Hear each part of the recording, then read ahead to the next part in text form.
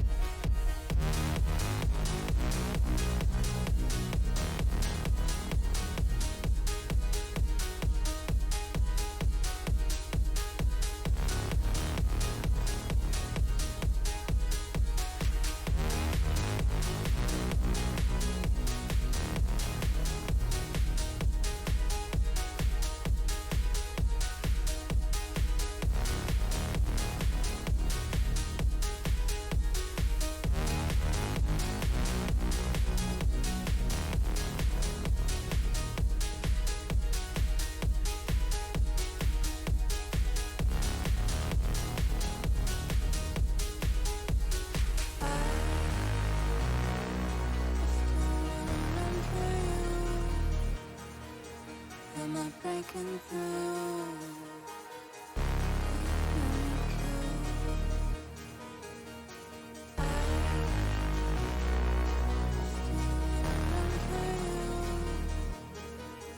Am I breaking through?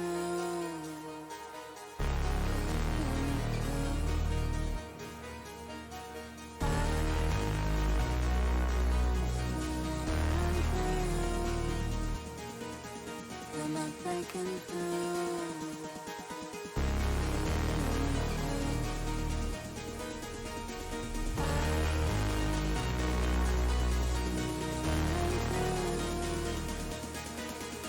Am I breaking through?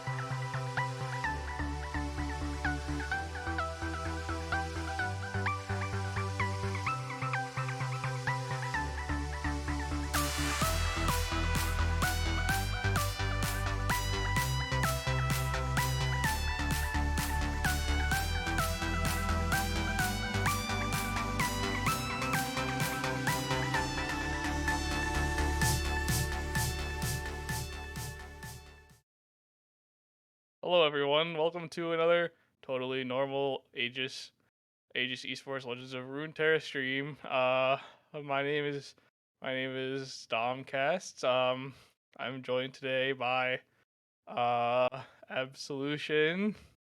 Today we're gonna be doing week 3 of Aegis Esports. How are you today, Absolution? Oh, I'd be doing a lot better if I had a fist bump card back.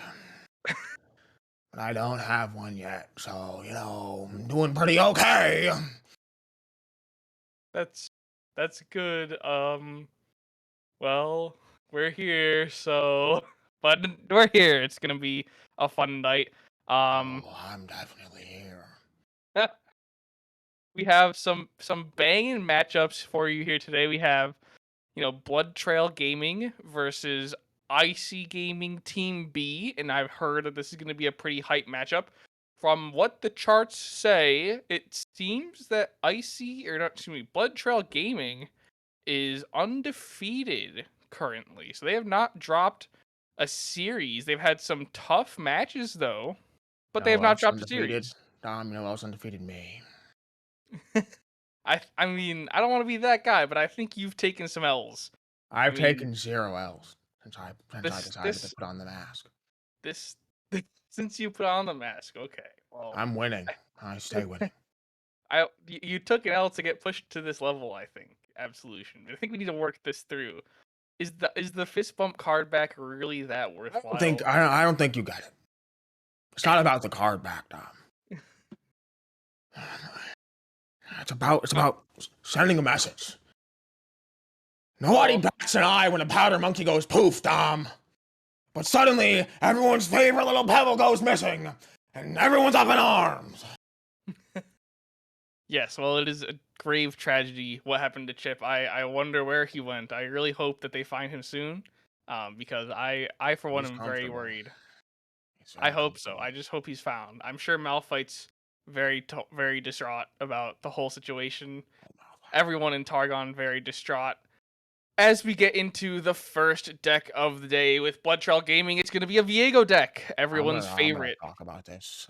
Viego is a very cool card. This is brought to you by Runeterra AR, a company that actually cares about their fans and supporters and gives them card backs.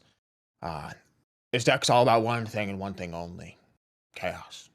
Pure, unfiltered chaos. Spawned at the hands of Viego by cards like Invasive Hydravine, Atrocities, lacking a vengeance, which is a little weird considering vengeance is what makes the world go round. Well, But I don't know about that, but we're running the Death Mark, which I really support. I really appreciate Death Mark. I think it's a very good card.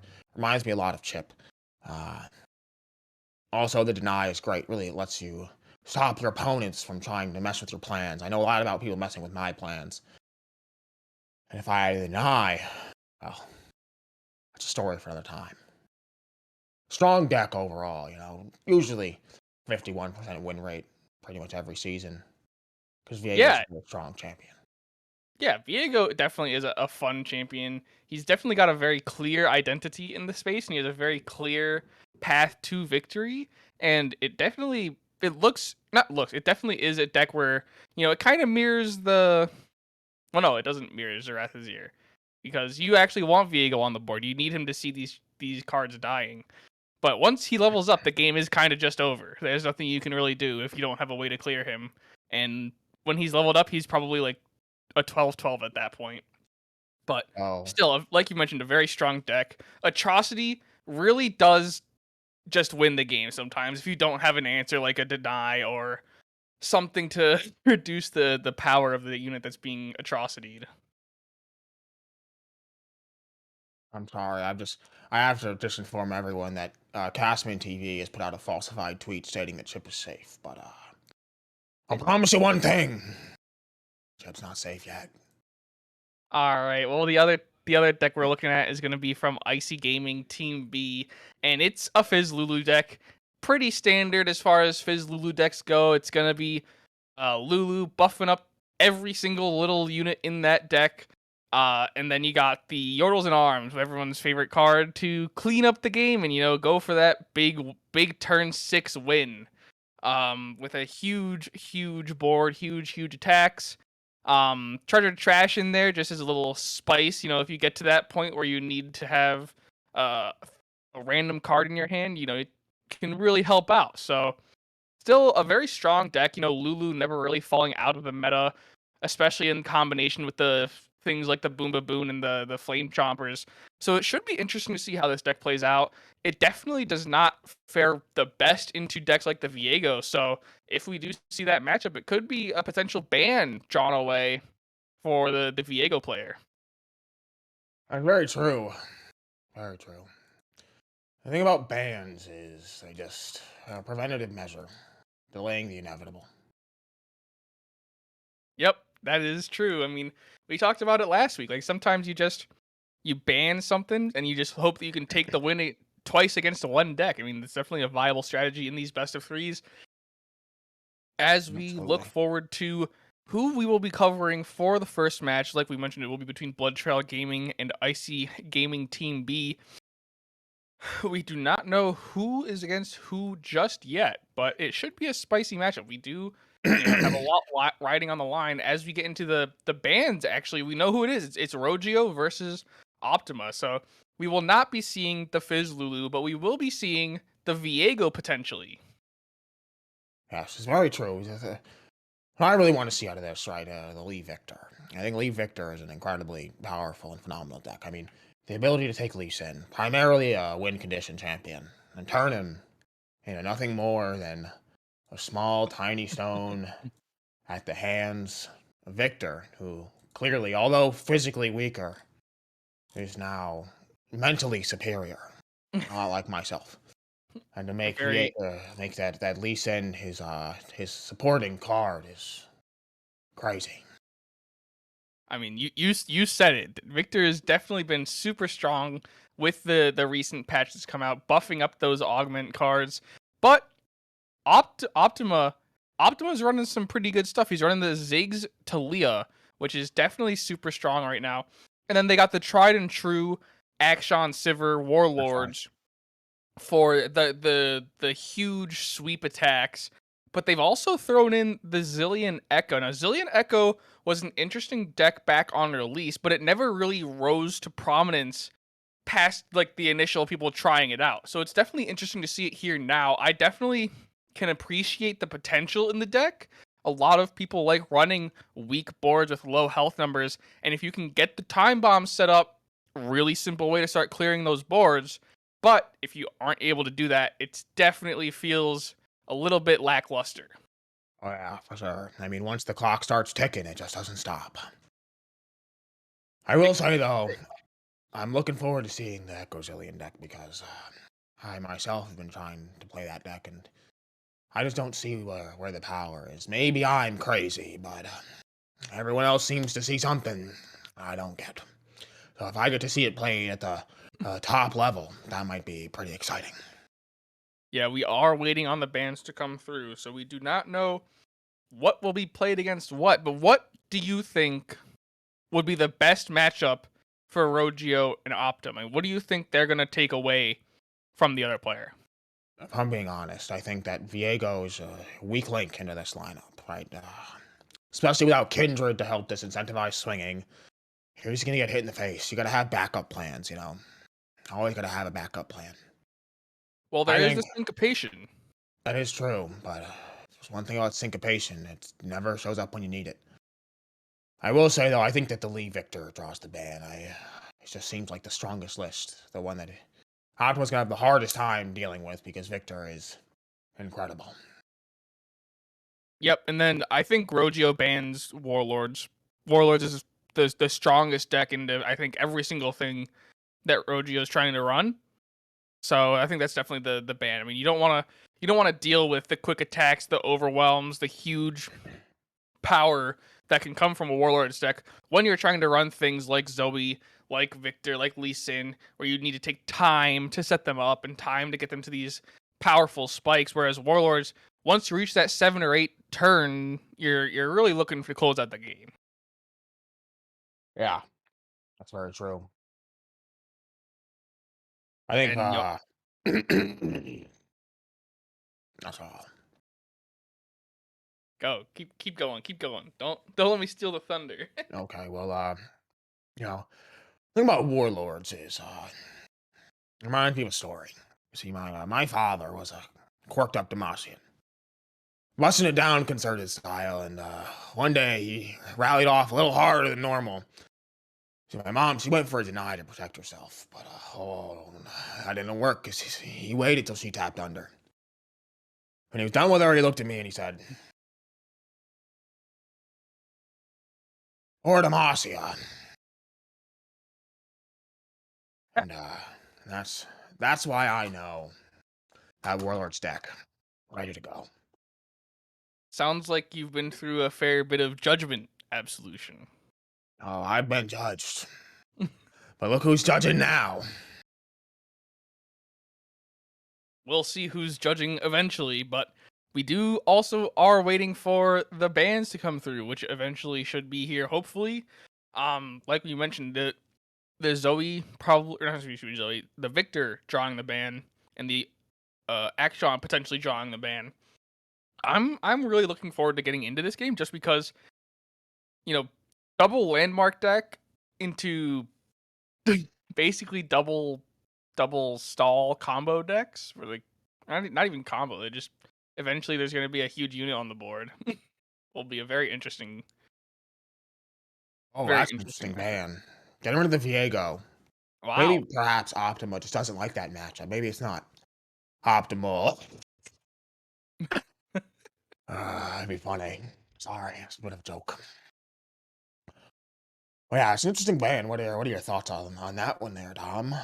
Mm. Um, I think it does kind of lay into the he's hoping to get warlords through, or Optima's hoping to get warlords through, because the main problem for warlords is having other strong units on the other side of the board that just have no problem like just chump blocking or swinging without any plan afterwards.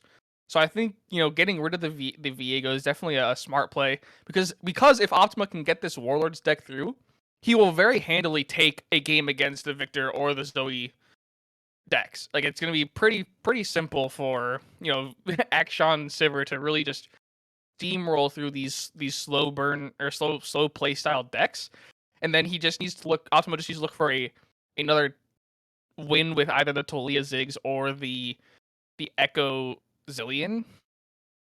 Now, if I'm Rogio, I think I'm banning Warlords.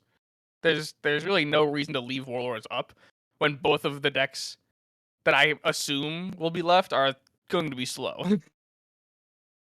Yeah, I completely agree. No need to leave it up. Oh, but interesting Oh, choice goes for the Talia's eggs. yeah, I guess I'm just wrong. I'm just talking out my ass, and we're gonna see the Warlords at least take a game against one of these really slow games. But the Zillion Echo, definitely the smart choice to leave up. The biggest question mark in Optima's lineup. Or so. And I think about Zillion Echo is he has to draw the right things. If Hmm. you don't see your echoes, you don't see your Zillions, your predictors. You're just kind of out of luck.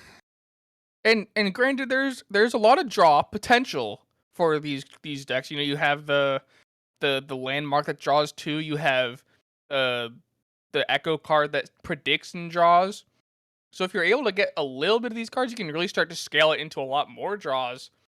The only problem is that it is potentially as slow of a deck as the Victor or the Aphelios Vi's Zoe decks. And once they reach that point, like once one of the decks gets to the point where they can win, it's very, very quick. Whereas the Zillion deck is definitely a little bit slower. It's going to depend very much on whether they can get the Echo set up in that lineup. Very true. I mean, I've had plenty of times where you're playing Zillion Echo and you don't have the Echo, but you predict. And you keep predicting and you just don't see him. Just doesn't come to your aid when you need him.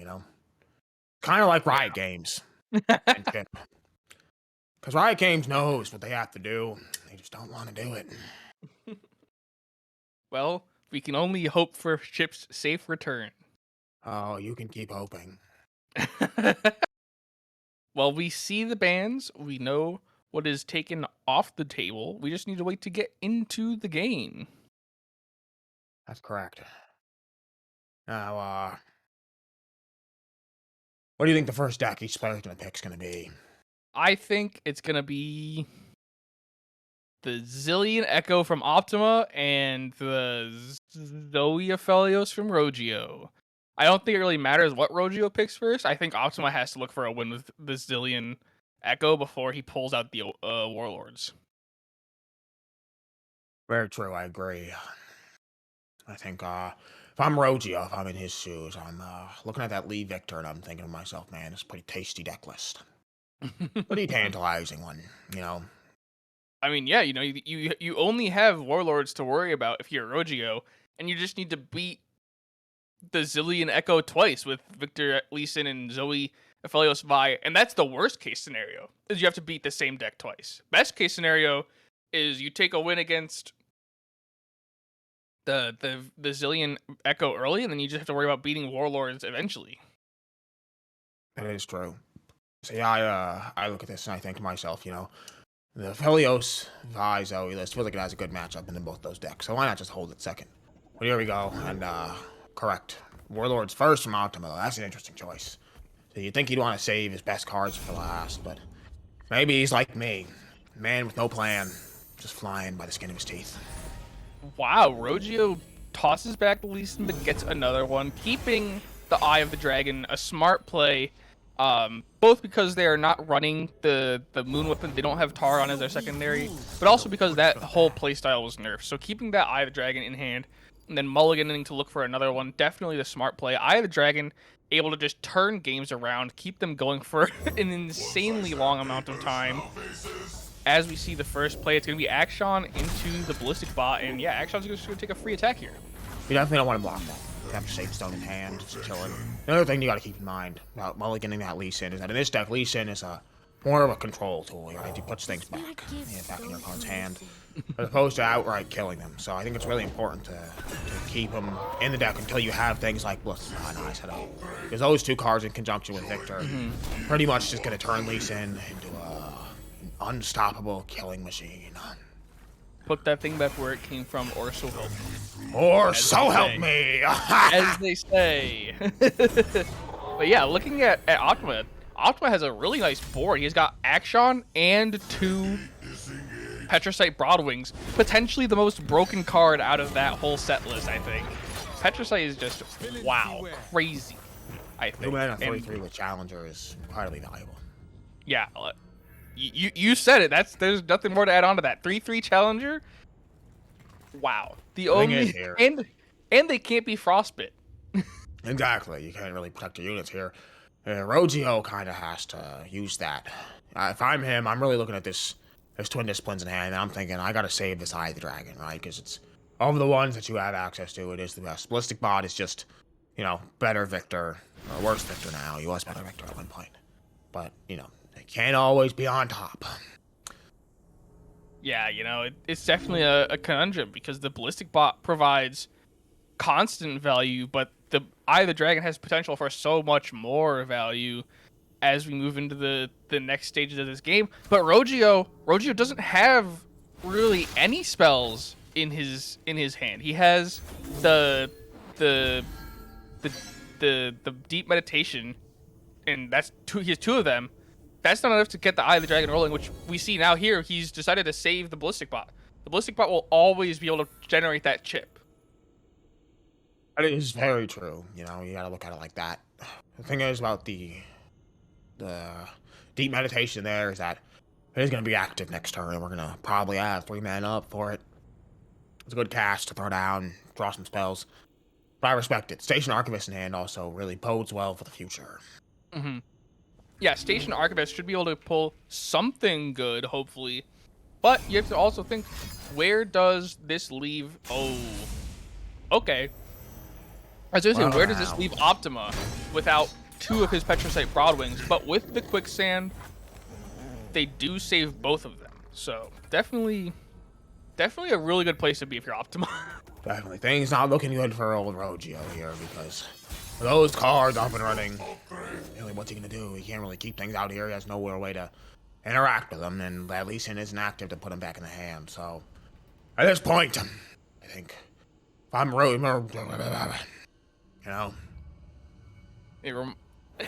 Only I can endure the dragon's fury. Well, I think if you're Rogio, I think you played the Lee Sin.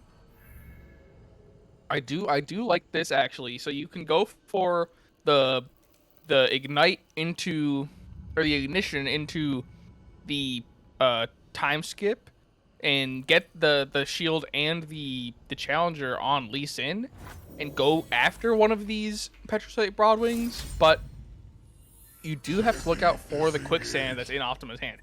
It will save the Broadwing again if they opt to go for that. But I think Rogio's going to go for clearing this Action. Letting the Action level up is definitely not something you want to have happen. And there's no other Action in Optima's hand. So they're definitely a valuable attack here for Rogio if they can get it off. Completely agree with you there. You see, the thing about Akshan is if Akshan stays on board when he levels up, you get the Warlord's Palace right away. And the Warlord's Palace is going to give the deck so much value once it flips. Wow. Draw 2 for free. Oh, what a great card that is. Out here. And I'm a big fan of the Rogio barrier there. Why didn't Rogio attack? I think Rogio knew this man probably has answers. He wanted to play it safe. We have something on that case. Well, you want to force those answers out, don't you? Like, you want to be able to eventually clear the board. The way I'm looking at it is if you quicksand the Lee Sin, maybe on a sharp side you lose Lee Sin. Right now Lee Sin's really all he's got. He's got no units. If you lose the Lee Sin, well, that's all over. I guess. I mean, that does make sense. And we're going to see the Ballistic Bot finally go down to try and clear out the Ruin Runner. Ruin Runner, what a good card that is. Overwhelm, Spell Shield, and 6 power. Doesn't get much better than that. You know, we got nerfed down a little bit. Everyone thought, oh, it's gone. But here it is. It's back again. And like crazy parties, it didn't even take a real increase in power for the card to come back. It just, once people saw you give a double strike, you said, oh yeah, this card's broken still. Started playing it again. Crazy. When you really think about it. Considering it never was bad in the first place. As Rogio casts 2 spells to be able to get the barrier onto Lee Sin, protect the Lee Sin from this 2 damage from the Petricite, and proc the Eye of the Dragon ability should Rogio opt to play Eye of the Dragon this turn. It Now, has... Sorry, what were you saying? so do you think we see the quicksand come down here? Maybe just try to save the Ruin Runner? Save the Ruin Runner, yes. I don't know why, but my mind immediately went to the Lee Sin. But no, maybe the quicksand does come out to save the Ruin Runner. It looks like Optima's thinking about it as well. It looks like he wants to throw it down. Yep, and that's exactly what I would do in that situation. You know, that's the big brain play. I mean, that's some great value right there. Being able to save that Ruin Runner for another attack. Optima does have to look out for another Lee Sin offense push. So with the Lee Sin, if it's able to get the Challenger and Spell Shield again, being able to pull the Ruin Runner or the Action. But oh, there's the level up. Remember, chat, you can't escape from absolution. That is completely correct. Now, one thing to look out for here is that there is no, like you mentioned, Lee Sin like super kick one-shot ability. There's no overwhelm in this deck. It's only it's only Victor that has like the ability to find overwhelm. But all of these Ionia cards are able to stall the game out for Victor to show up and get on the board and set up. Looking at Rogio's hand, he has the Spirit's Refuge. He's able to find a little bit of health potentially, and shield someone from or during their attack. Now, what does he go for here? I think you go for a Ballistic Bot. Just keep getting some chip down. Yeah. You don't want to go from the top Ballistic Bot, right? It's going to give you pretty much one level on your Lee Sin each turn for free. I also like to see that we're seeing this card. That card get more play. The card that creates the 3, one of the augment followers in your hand. It hasn't really seen play before this deck, so this is pretty. It's not Glorious nice. Evolution, but yes. Exactly. And here we have Lee Sin now. Gonna Dragon's Rage. This is cool because it's gonna kick that spell shield right off. So if in the event that you have to throw down something a little wacky like a Stunning Strike or whatever, the Concussive Palm. Thank you, chat. Well, it doesn't matter about that because that is dead. The Ruin Runner is no more. Ruin Runner is gone, crap. That's right. Ruin Runner's gone, just like Chip's gonna be gone on Friday. Well, I didn't want to bring this up, but look at who the minion is. That's not real. On Rogio's board, looking at us just like that. Now, wow, a gift for Renekton. Gift for Renekton. And there's the Sivir. Now this is a little scary, right? Because we've seen, I don't believe the barrier strike counts for Sivir, but she should be pretty close to leveling up, I believe, based on the last turn that we saw with all the big swings. Potentially here, could see a game-ending situation. Level up immediately. Like, someone levels up like as soon as she attacks. Like with the Bright Steel, I think the Sivir leads the attack and levels up. I don't think there's a world where she doesn't level up from that attack. Fully agree. The question is, do we see Optima go all in with the overwhelm off of the Absolver or not? Now, personally, if I'm doing the math. You know, those odds aren't looking too crazy. Not looking too great.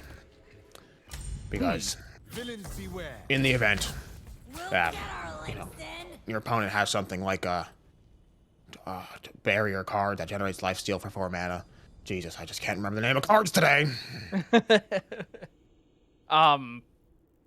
Wait, summons a unit for what? For Spirit's Refuge, that's the card. yeah. If they have a Spirit's Refuge, it can really delay your plans. You know this deck's gonna run one. You've seen him cast a deep med. Yeah, Rogio has it in there. hand.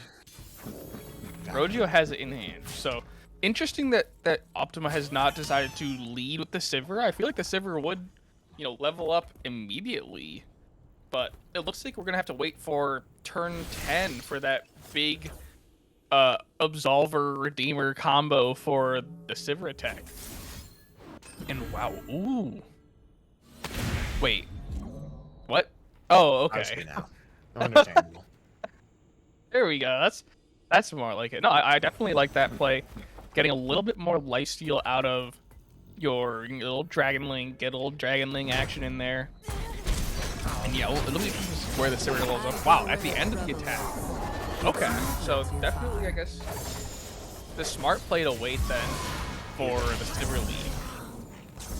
But still a good place for Optima. They still have the Vanguard Sergeant in hand, so they'll give them a 4 Demacia. They have the Rally, they have Absolver Redeemer still. The real thing is here is going to be a bit of a dance that we're going to see go down because Rogio has denies in hand, which means that there it goes. Well, that's interesting. Oh, and there's the deny. Oh, yep. There it is. Rogio pulls a little magic trick, makes Golden Aegis disappear. Definitely a good play from Rogio, having that 2 deny. Something you don't really see anymore is deny. Like, it's definitely not been the most popular. Usually, if you do see it, it's just like 1 deny. But having 2 denies and pulling both denies for Rogio should be a very, very big boon for him, being able to clear the Golden Aegis just then, as well as the 4 Demacia when that comes out, presumably next turn for Optima. But leading off with the concussive stun, that is interesting. I guess Rogio is just trying to clear that spell shield for the Dragon's Fury, the Dragon Rage. So Absolutely. The Sivir is dead no matter what this attack. Very true. Once you remove the Sivir from the board, the whole Warlord deck tends to fall apart. So not having it there is pretty strong. However, we do have to acknowledge the fact that if blocked correctly, Optima could flip that little landmark there, draw a whole bunch of cards. Which is very, very strong because it's very that true. Sivir. Or bring back a Ruin Runner, or bring back Sivir. One of the two.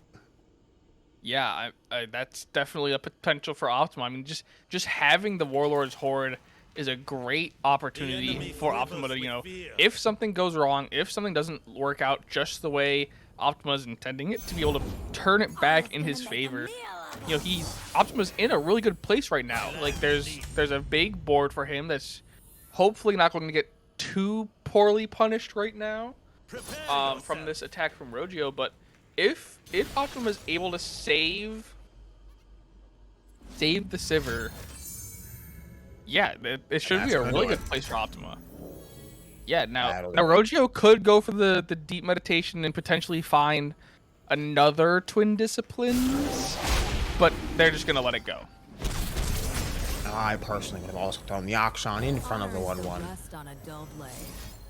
Yeah, for that countdown, for that little extra bit. Wow, the deep meditation into 2 ambushes. That could have been the Sivir kill. That could have been the Sivir incredibly strong.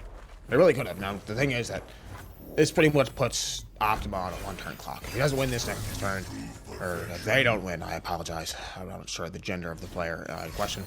If they don't win, then here we have a situation where this is deny. Yeah. Yep, absolutely, 100%. That's an easy deny. You say no. No, exactly. That's why I like deny. You know, it gives you the ability to decide if you want to consent to certain cards being played. Like, oh, you want to play Atrocity? I don't want you to play that. Say no. That's why personally I run deny. I also think there's a lot of high value cards running around right now. A lot of expensive cards, rights of negation. You want to get around. And deny really sneaks its way in.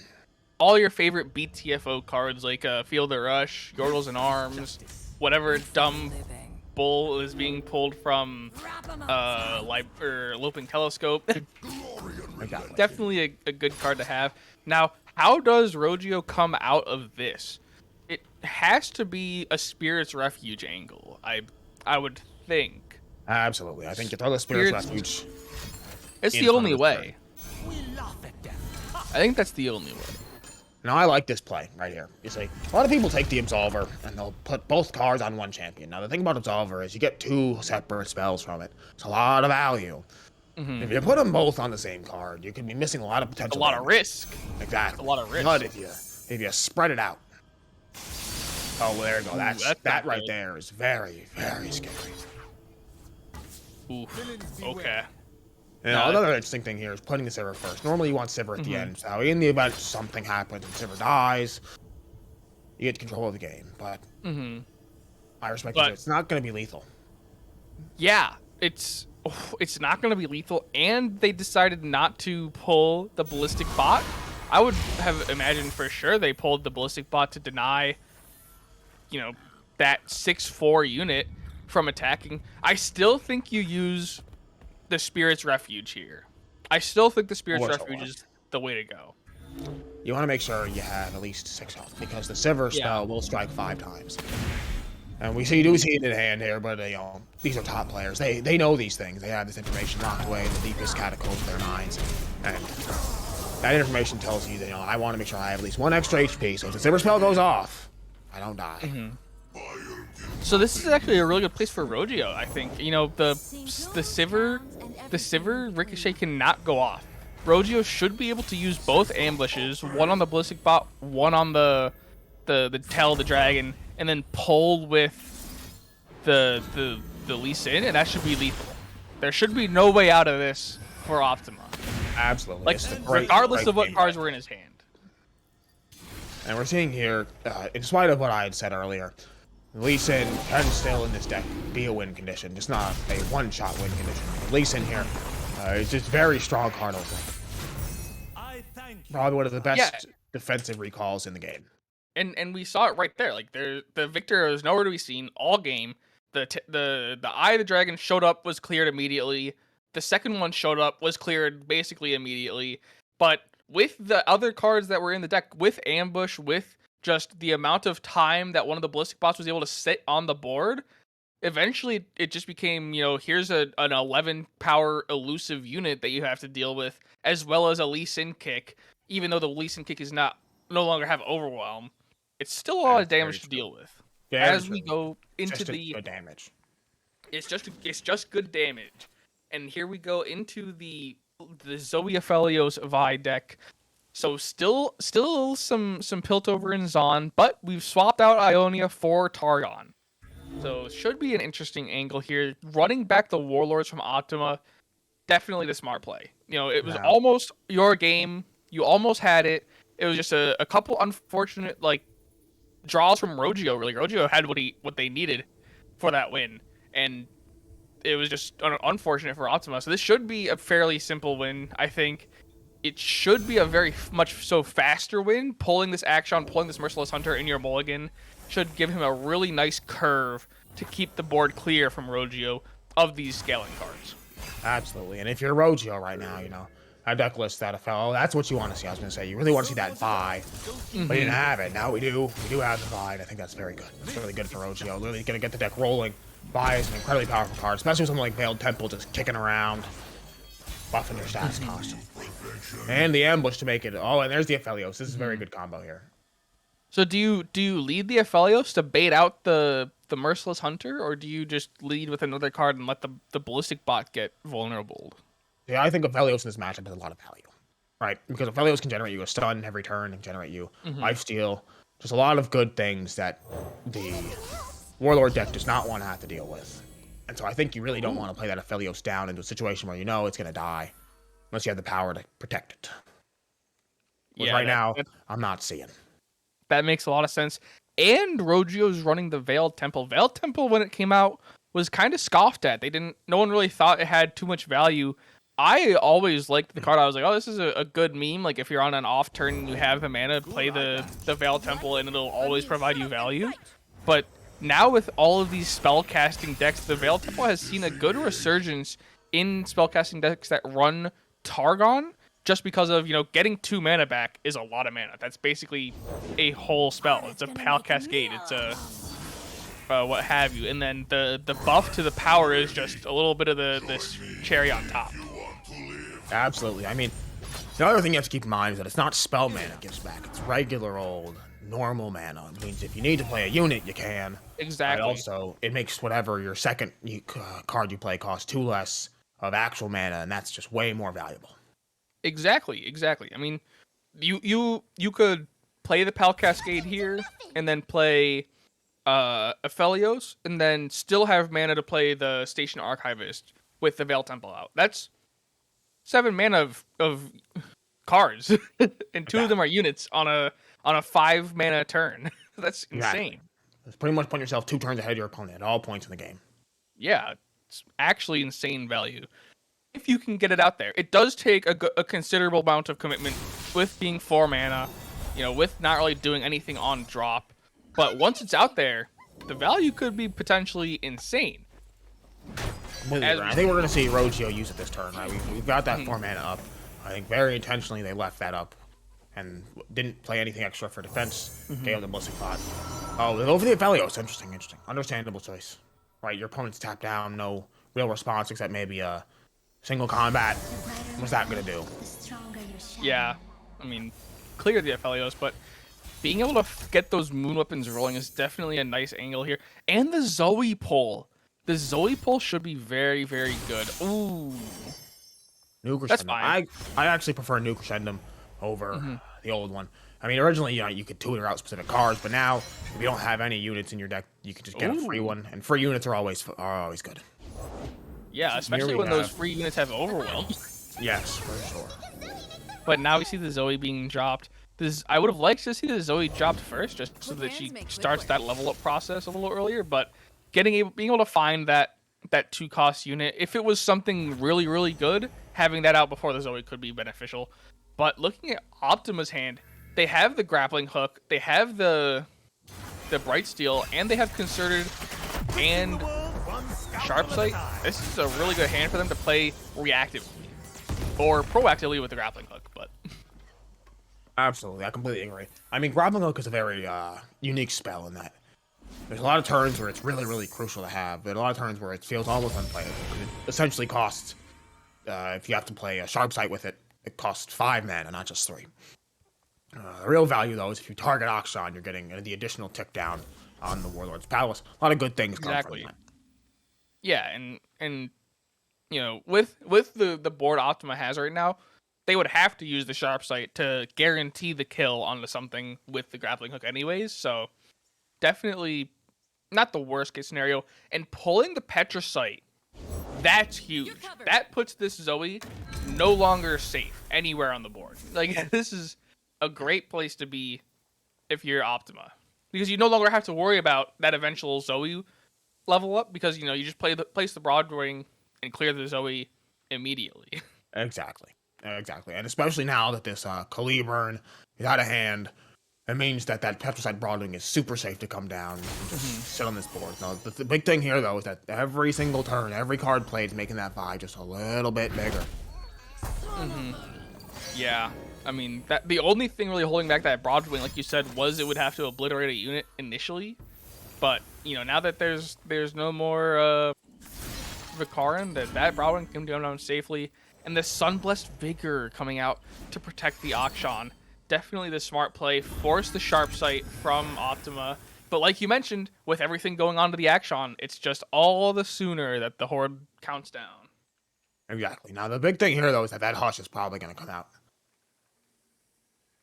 The Hush? Oh, that could be.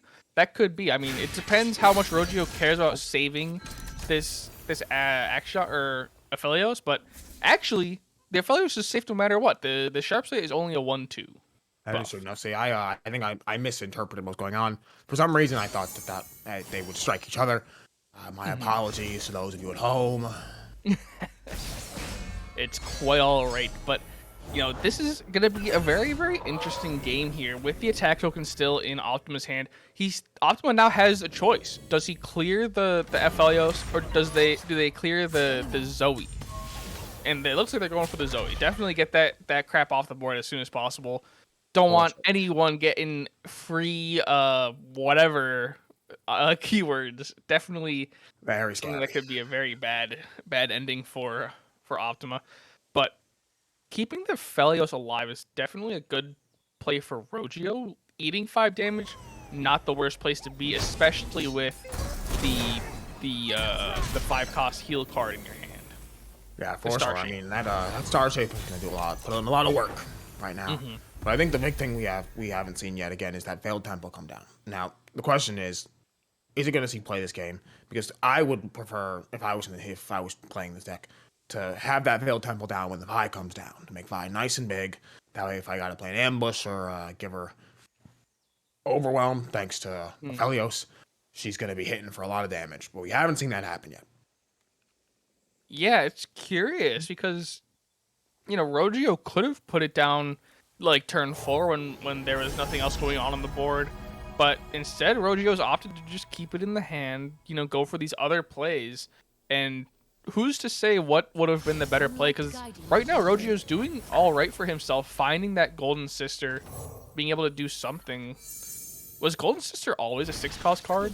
Always. All right, I guess I'm just misremembering things. For as long as I can remember. I believe the other one is 5-cost. So it might be where your confusion lies, in that there are 2 different cost cards. But yes, the Golden Sister, I believe the lifesteal cards usually cost a bit more. Interesting. Well, my memory aside, the Guiding Touch in hand should be able to put this Aphelios back to 3/3, give it a little bit more security. And as draw far a card. as and draw a card, but being able to protect that Auction from another, or the Aphelios from another Auction grappling hook should be a very nice thing to have. But other than that, I think this is an interesting game. Just seeing from what's going on. And here's a Concerted Strike. Yeah, so that Aphelios is dead. That is dead Aphelios. Gone and soon to be forgotten. Good night, My question Aphelios. is, Nothing can hurt you. You're dead now. I think the Guiding Touch now goes face at this point, right? Because we're looking at a lot of damage coming in. Big old board, 1 tick down left. You're definitely going to be seeing your opponent draw in. Potentially expecting, if I'm here, I'm going to expect a Sivir. Sivir's going to come and really try to ruin my day. So I'm thinking the Guiding Touch to face is the best play. Yeah, I think that's the only angle to really play. Where do you go from here as Rojo? You only have the Vi left in hand, and Optima still has 20 health. This is definitely not the best place to be, I think, for Rogio. All of the pressure he had with the Aphelios, with the Zoe, with the other cards he ended hand, is basically gone because there's nothing to really threaten Optima. There's the Station Archivist, and that's really it as far as like units that are going to be able to swing freely go. That's really the thing, right? I'm again surprised you haven't seen the Vi come down, because Vi has that challenger. She's got tough, very, very strong card. We've seen plenty of healing in hand, so why not just throw her in and have her start picking things off on the board? Unless potentially she's your only win condition, at which point, understandable. Why you wouldn't want to play her, I still think you should, because ultimately, it doesn't matter if she's your win condition if you can't win the game. No Sivir. That is really good for Rogio. So now, good. Rogio... Excuse me. I think if you're Rogio, you play a Star Shaping and see what happens from there. And then you maybe go for the Golden Sister. Or, yeah, I guess Boom Boom works as well. I like that but too. I think you definitely play a Star Shaping this turn. Oh, I think you definitely do now. You see the Ruin Runner come down. The problem, the real sad part here is that there's no way to break that spell shield, Rogio, to get something in there to take care of that card. I really think the Star Shaping, invoking something out to maybe help deal with the problems on board is going to be your best play. Part of the problem now is that the Star Shaping, there's not enough mana for Rogio to be able to Star Shape and play the card that's invoked. If Rogio had led with the Star Shaping, they could have potentially played the card they invoked, But now they will only get the healing out of it immediately, and then have that card for another turn later. Star Shaping is a card that costs what, 7 or more, correct? 5. Star Shaping I is see. 5, and then and then the card is 6, 7, or 8, I think, or 7, 8, 9. I think I So- misunderstood the mana cost there. I forgot. I haven't seen Star Shaping in a while. Yeah, so if they led it with 8, they would have had enough to play a 7-cost card, but they're still coming out pretty well for themselves. They still have 7 health and the Star Shaping in hand, but they need to play it eventually. They need to find something that's going to be a turnaround for this game, and the best place to find that, I think, is within Invoke. Find a destroyer, find the snake, the overwhelmed snake monster card. I don't know, the Scourge. And there's a Veil Temple. It feels a little bit late, but understandable. Well, I think we're gonna see it come down here with the One girl oh, and the Vi at that nice plus 10. Yeah, and then so the Vi comes out, and then maybe the ignition. Oh wait, but the rally. I see this as, I mean, looking at Optima's hand, the reason that I think he played this rally is, one, to protect the Auction, right? It's probably one of the most stronger cards on his board at the moment. But also, it acts as a threat, right? It tells your opponent, like, I have a lot of really good stuff in hand. Even if you don't have the greatest stuff in hand, it says, like, oh, I got plenty of stuff for you here, pal. I think now they just go for the Fort Demacia. I think they just agree. go for the Fort Demacia, and then that's gonna be turning everything into a 6-power card at least, which makes it a risk for the Vi really to do anything. It does. That's very, very smart play from Opta there, because that one rally incentivized Rogio to say, okay, I want to feel you out a little bit. I want to see what you're going to do. And then Optima comes in with the Fort Demacia, and that really just gave them the time they need to make that play. Now, why would you block with the Vi? Ooh, Oh, okay, the Hush. Oh, that's a good place. That works. Good point. That'll do it. And then it's there's the level up. Yeah. So that's actually a really smart play from Rogio. I like the Hush. I sort of lost track of what was going on with the hand of Rogio, but now that the Vi's leveled up, the Vi can swing. The Vi can, or they can pass, because all the cards on Optimus side have 6 power, which definitely not the best. That Guiding Touch is real nice right now. It's going to heal that Vi up for cheap. Oh, yeah. Oh, wow. What a hand from Optima here. We got the Cataclysm, we got the Quicksand, we got the second copy Auction. Couple of Waking Sands, which are always great to have, especially on these big offensive turns. And all you got to do is push that last little bit of damage. I think you go Golden Sister here. The Golden Sister will give you some life steal, and then you get the Star Shaping as well.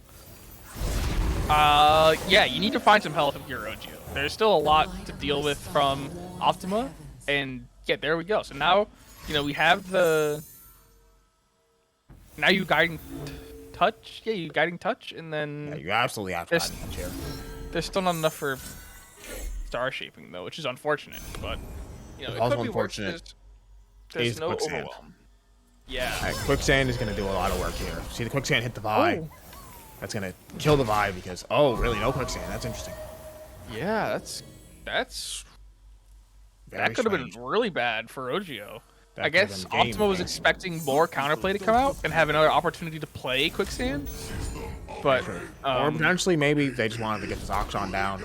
That way they could keep ticking up that Warlord's Palace, try to find their win con, right? Because it seems like potentially Optima is playing a bit more of a slow game, very patient, trying to make all the right choices, not overextend too much, just put just enough out there, right? The ephemeral unit into the Vi isn't that big of a deal. It stops the Vi from being able to block later on. It also makes any future swing with her very, very tough.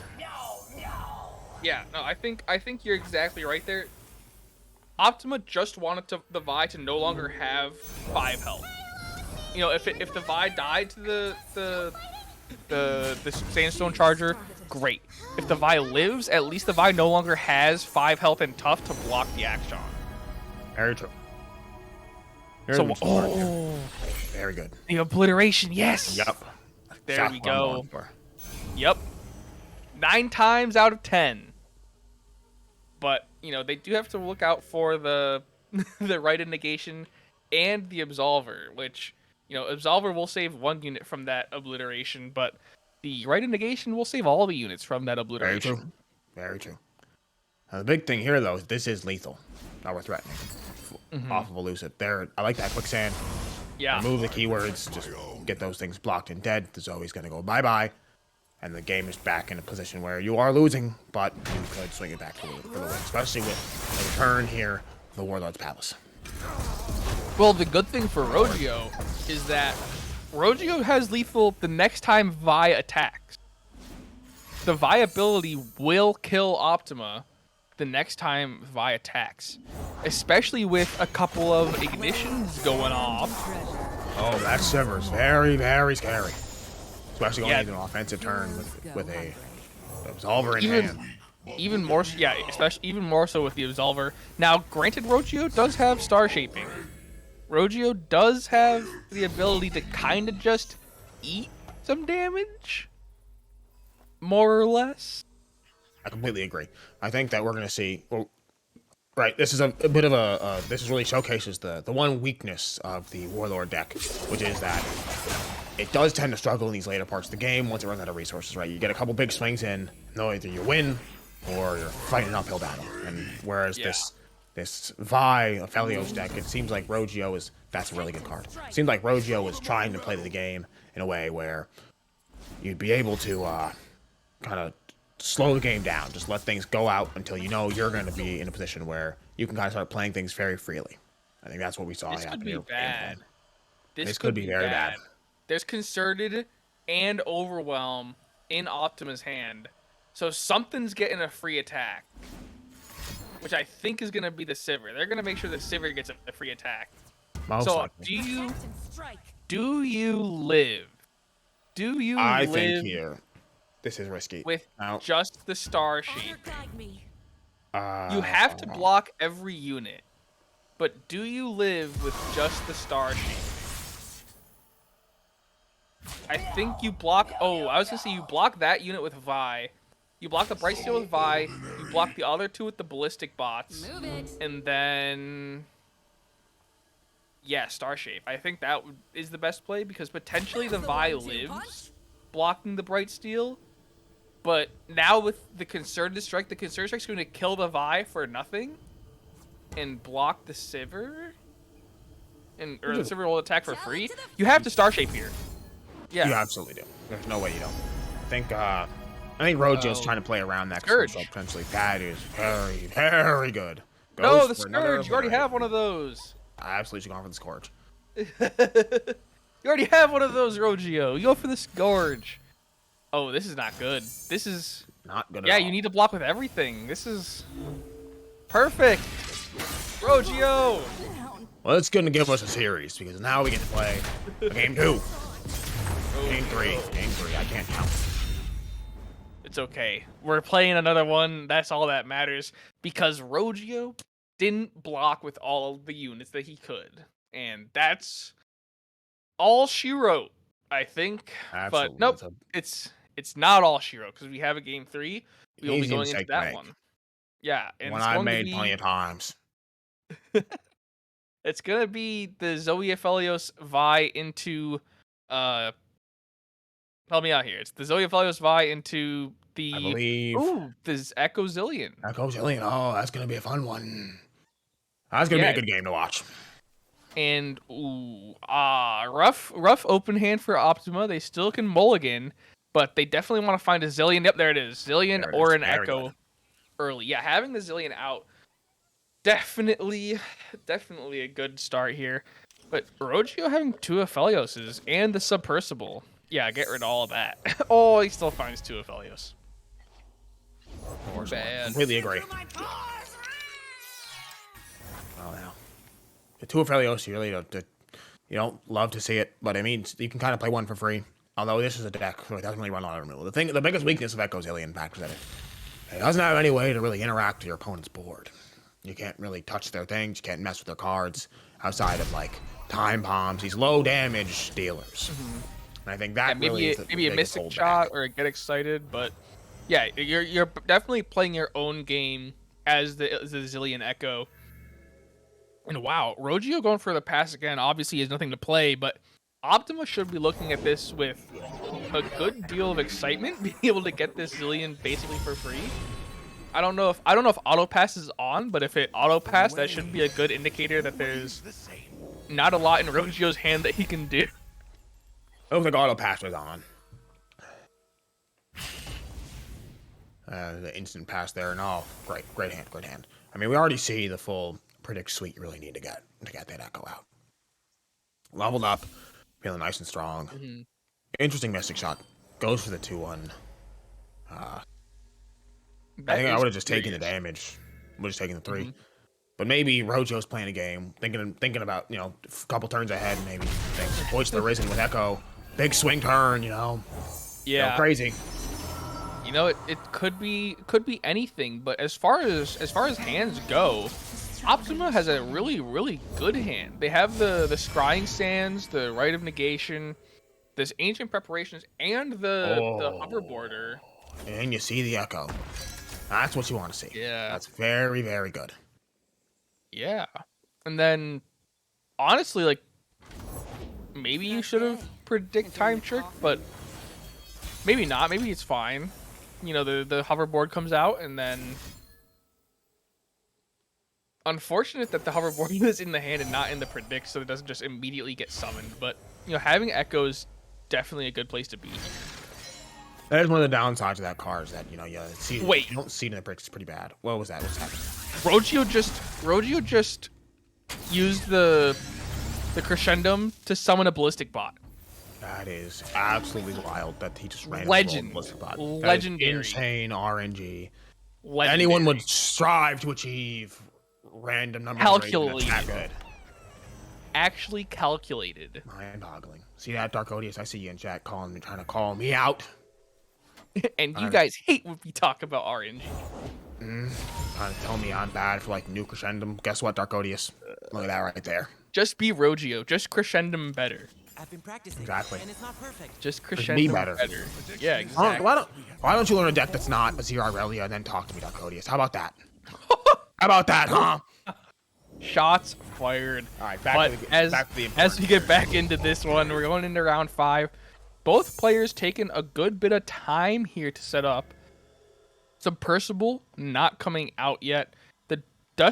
The Station Archivist still in hand. I think you go Station Archivist into the Dusk card, but the Scrying Sands I think is only coming out to predict. The Scrying Sands has like no value here. It's very scary because the Voice of the Risen gets put right on top of that deck. We're going to draw in the Voice of the Risen. Echo is coming down. I'm pretty sure leveled up now. If not leveled up now, leveled up after that the Scrying Sands comes down, or the not free, but the Time Trick that Echo will generate on Strike. So pretty much very strong. Play some units, Rogio. And Rogio's playing a very cautious game here. I think Rogio's trying to force some stuff out. Force the Echo out. But what are you forcing out? Like, there's only 3 cards in Optima's hand. That is a great one of them is bound to be something good. The other 2 could be any other number of cards that could be good or bad. Like, you got to start playing for yourself if you're Rogio. Like, Optima's not going to interact with you. The only things Optima's going to do is play cards and eventually go for a huge swing with Echo. And yeah, there's the level up. I mean, potentially for a stun, right? You have the mana to stun the Echo so it can't strike. But I don't know. I don't think of that as that scary in comparison to having a big strong board. It looks like that was the play that Rogio was going for. I mean, yeah, that play works well. It's definitely a smart thing to stun the 5-power quick tech unit. But you still should have another unit on the board, especially because, you know, Optima is refusing to interact with you. Like, you want to start having your own big board. I don't think Optima's swung at all since the last turn. Interesting choice, Aftershock there. It should be good. It should force a Rite of Negation. Absolutely. Yeah, I think it's Rogio like forcing, potentially just fishing. You know, fishing for something that Optima has. Like, okay, is one of your 3 cards going to save this Echo, or is the Echo going to die? And if one of the 3 cards saves the Echoes, that's one less card that you have in your hand of 3 cards. Very true.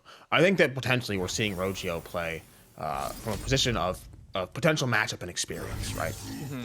Where maybe Rojo doesn't know exactly what to expect from this deck, and therefore is playing overly cautious, which is a very, as much as I may talk down on surprise factor of decks and cards, it is a very valid and powerful strategy to have your opponent not know what your next move is.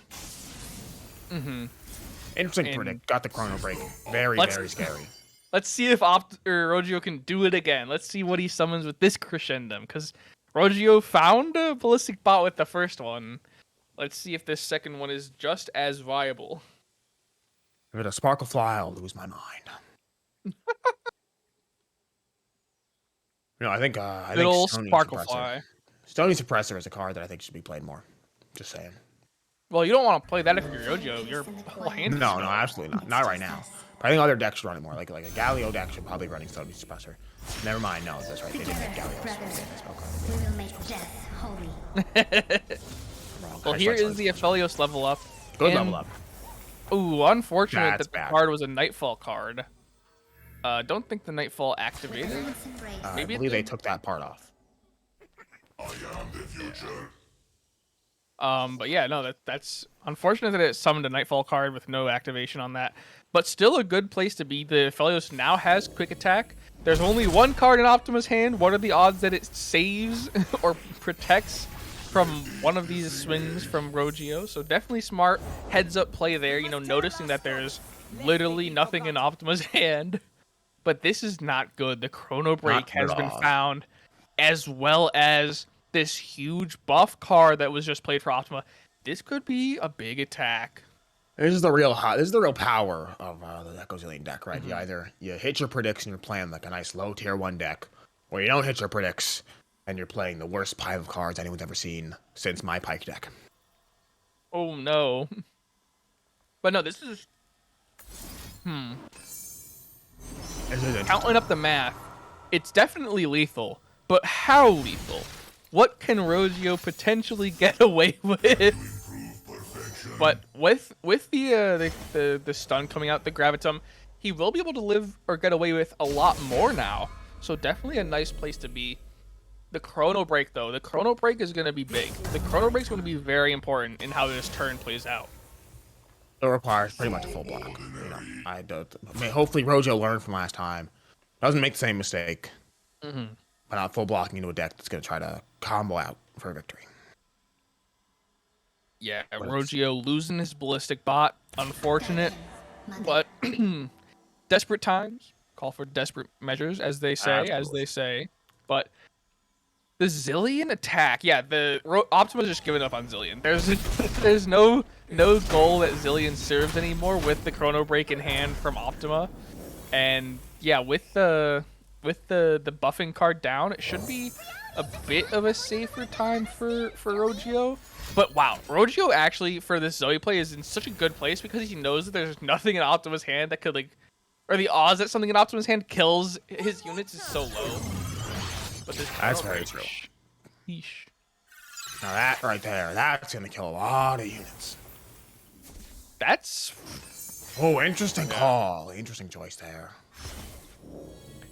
Now, why would that be better than the Star Shaping? It's the same amount of health you're healing back, but you're also losing that card. Essentially, the freedom to cast down a little Pale Cascade is really going to entice our boy Rogio to make that move there, get the draw. Your opponent has no more cards in hand. It doesn't really matter. Probably feeling pretty good. Oh, and the Mystic Shot. You can Mystic Shot the Clockwing. Yeah, let's go save some health. Wait, I think Rogio gains health on this then. Yeah, he's. Oh well. Rogio's just going even. Just going. Can we just take a moment to acknowledge how insane that was? What a that crazy. Was actually such a event. good draw. From very, very good series of draws and plays with those cards there. I'm nice. Really play. Enjoying this gameplay, and I'm watching. So not enough to release chip, but enough. Oh wait, Optima has another one of the buff units in the hand. That could be. How does Rogio win the game this turn? That's the question. Is how does Rogio win the game this turn? Percival I don't think they do. I don't think Rogio wins. Maybe? Maybe? Yeah, I No, don't see a way. this... Leave, Aphelios. How does Rogio win this turn? I don't think they do. Rojo wins off drawing a Mystic Shot. I think Rojo's putting their fate in the hands of the gods. Believing in hard Yeah, cards. top deck that Mystic. That'll be important. Crescendum, that's good. Get another blocker out. Actually, there's a lot. I think there's actually a lot of ways you win. You live here with no overwhelm, accessible to Optima. Yeah. No cards in hand, playing off the top of your deck. You see a very, very scary situation. Well, Rogio, there's no way Rogio loses. Because worst case, Rogio just star-shaped guiding touches his Nexus and then realistically just eats, or not eats, but like he chump blocks everything. He just, they lose the Night Stalker, they lose the Priestess. Goodbye, all those cards. Absolutely. How interesting. I would have kept the Submersible. I mean, we potentially see a fish for the rally here. But, oh, good call. Good call. Yeah. No, I definitely like the Calibrum here from Rogio. Making sure that things are no longer allowed to be on the board. And they still have enough for the Guiding Touch Star Shape, so they could, depending on what this Time Trick finds. Time Trick, what are you looking for? Oh, nothing good. Actually, no, Station Archivist is pretty good. See, Station Archivist, funny enough, can actually hit Echo Spell. That is true. That is true. Which we don't see it. Absolver. We do see Feral Pressure. Now, Echo Spell is just a rally, 3-mana rally, so. How did it's not Rogio get a? high. How did Rogio get What a is Station going on? Archivist? I have no idea. I think Rojo's had one. I missed something. Rojo's had one for this game. Oh I yeah. haven't played it. Rogio has. Okay, wait, yeah.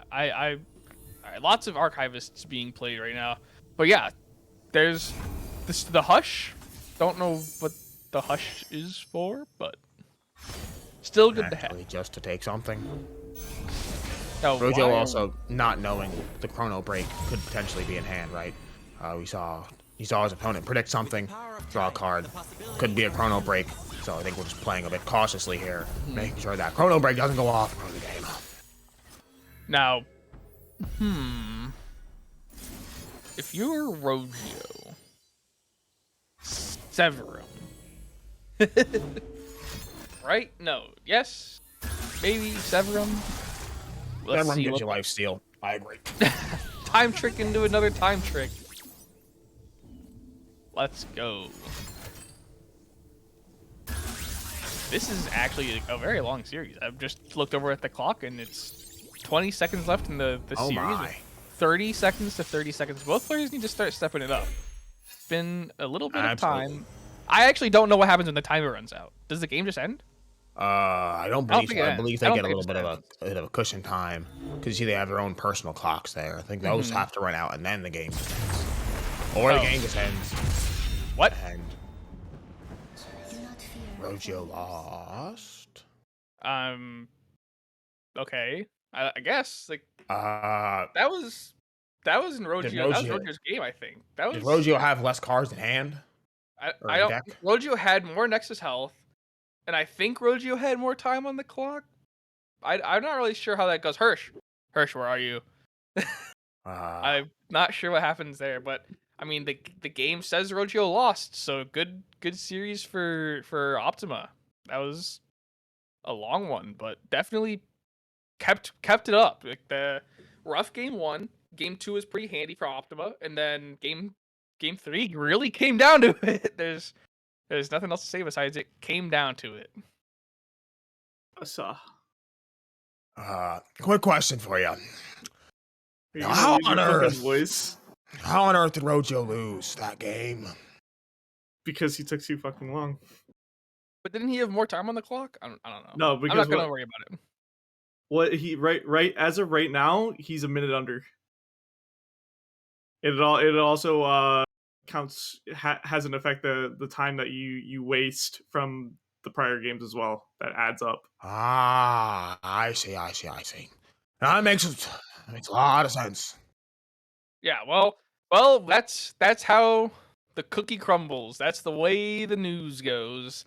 Optima taking the win over Rogio in this first series. We're going to cut to a brief intermission while we see what's up next for you on the Aegis Esports Legends of Runeterra stream. Sit right there. We'll be right back. Pick If you that want up. Chip to live, stay on the stream.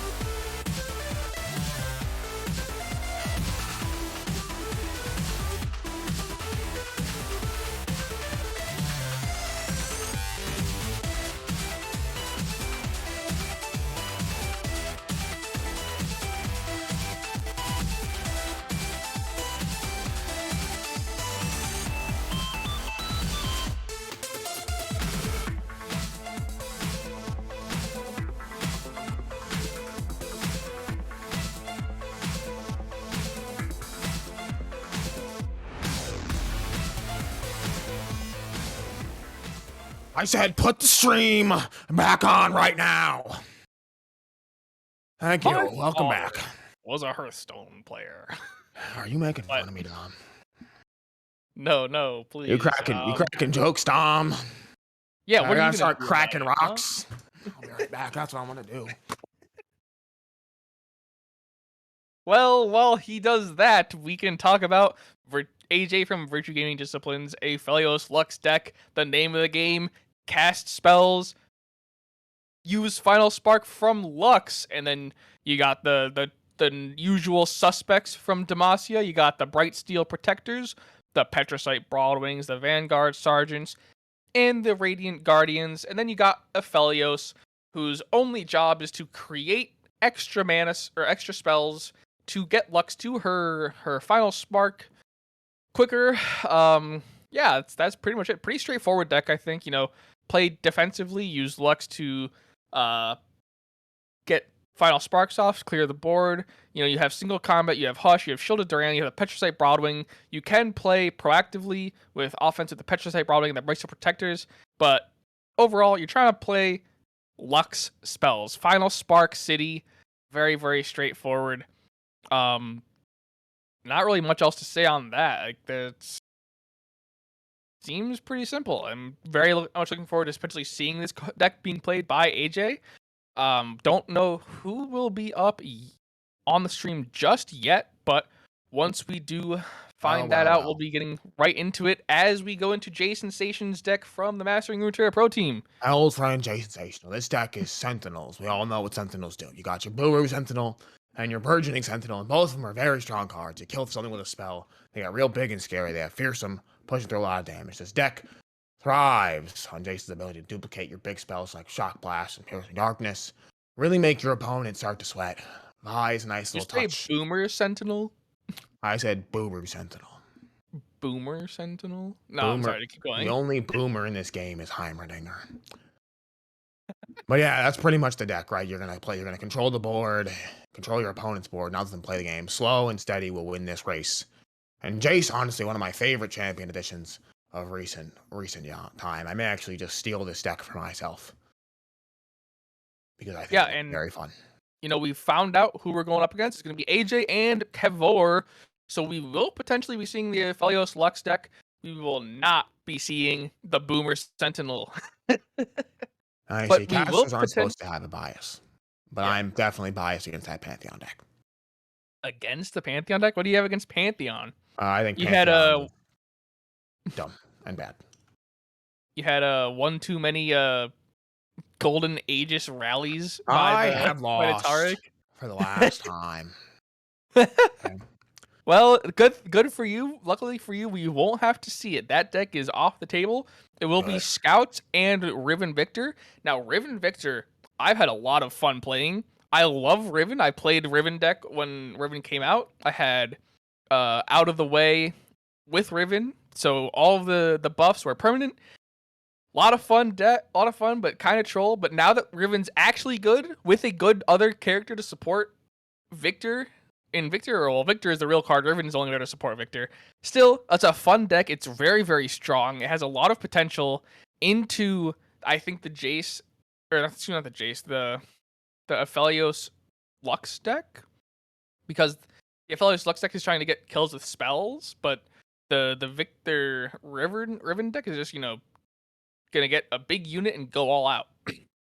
I completely agree with you here. I think that Aphelios Lux probably gonna be the deck that crumbles here. So deck I think AJ might go first, right? Warlords I think is gonna do pretty well. Warlords can do pretty well into both these lists. It's not hard to get the opening hand you need.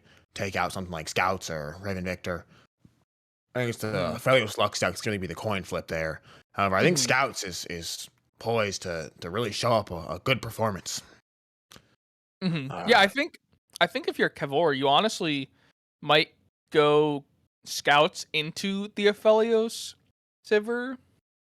Now, the key to that deck winning over Aphelios Sivir, the Warlords deck, is drawing MF. Having that extra damage to clear units out, to pop spell shields, pop barriers, get a little bit of extra damage on these units, is a huge, huge part of clearing the board for Warlords, keeping that deck on the back foot. as we get into the first game, it's going to be Victor Riven into Warlord. So I was wrong. Interesting choice here, going with the Warlords first. I personally wouldn't have done that, but hey, I get it. I understand. Well, Sometimes tried you and pick the true. deck. It could be just a confidence thing, right? Maybe AJ has way more confidence on that Lux Aphelios deck, right? Because ultimately, no matter how good a deck may be, if you're not confident piloting it, that's really what's going to hold you back. Now, curiously, Kever got rid of the Ruined Minotaur. And the Ruined Minotaur is an insanely powerful unit, especially in this deck where you're making one card an insane attacker. Being able to get that free attack is so valuable. And I believe there's only one Ruined Reckoner in that deck, so getting rid of it is asking to have trouble finding it again. Yeah, I completely agree. It basically turns your deck into a Lee Sin deck, right? You know, you're going for that big overwhelm OTK. Lots of value, especially with Riven out, you know, playing that Blade of... you're playing your Blade Blade. the Exile. Blade of the Exile, thank you. I kept thinking Blade of Disaster, but that's not a Runeterra card. No, that is not. But very ultimately powerful play to put on, slap it on the Riven. Also, it will buff your Victor when you slap it on the Victor, and it buffs or your crazy ballistic to the bot. moon. Or your ballistic bot. That's right. There's a lot of targets. A big thing actually I think about, people talk about how strong Victor's getting. I think we're missing the fact that really it's the fact that you have access to ballistic bot and Victor, right? You pretty much have two of the same card. If you have them at the same time, they're both growing at almost the exact same rate. Yeah, and quick attack overwhelm are really the two keywords that you're looking for on Victor anyways. Like, those are the most direct game winning keywords for Victor, and just be able to guarantee giving them to Victor or giving them to the ballistic bot, which, let's be real, is just a baby Victor, is really, really convenient, like you said. Absolutely. But ultimately, the Warlord deck is a very, very strong turn here, right? We have Sivir in hand. We have the Waking Sands down.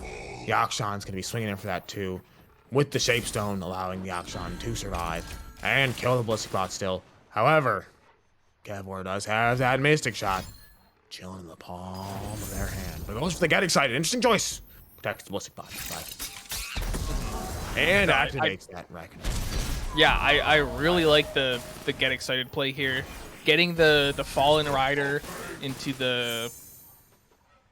I think it's not Fallen Rider anymore, but pulling Victor, top decking Victor is actually huge. That's a really good pull here for AJ. That's massive, especially with the fact that the hex scores now cost 0. Now, the one thing that Kevlar has to watch out for is the AJ has Sivir and has Concerted Strike next turn, so unless Kevlar's finding a spell shield, tough. That is tough. That's not good. It is Not tough. one bit. No. Yes, Victor's not long for the world here. I mean, this attack is smart. I like it. Getting the damage, because there's no way that AJ's going to lose this Sivir. There's no way AJ risks blocking with it. So I like the damage. Going for the damage, saying if you're going to lose the Victor, you might as well get something out of it. Now, curious.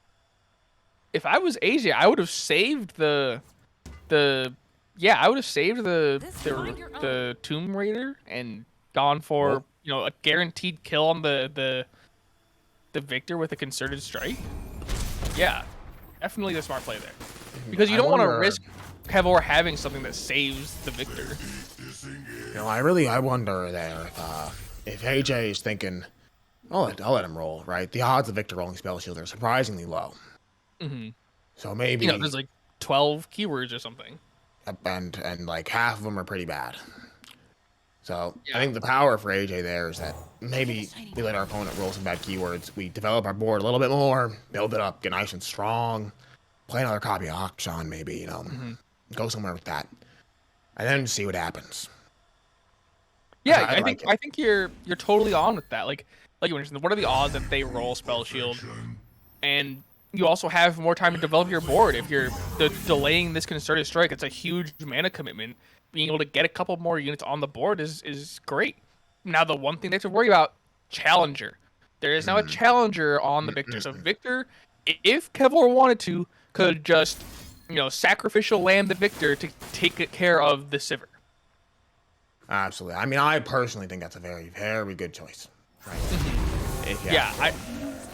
And it makes sense. Like we were talking about it earlier. Like Victor, Ballistic Bot, not too different. The only thing is that Victor can give himself keywords, but that's why you have Riven to give the Ballistic Bot keywords. And you only need one of them to stay on the board.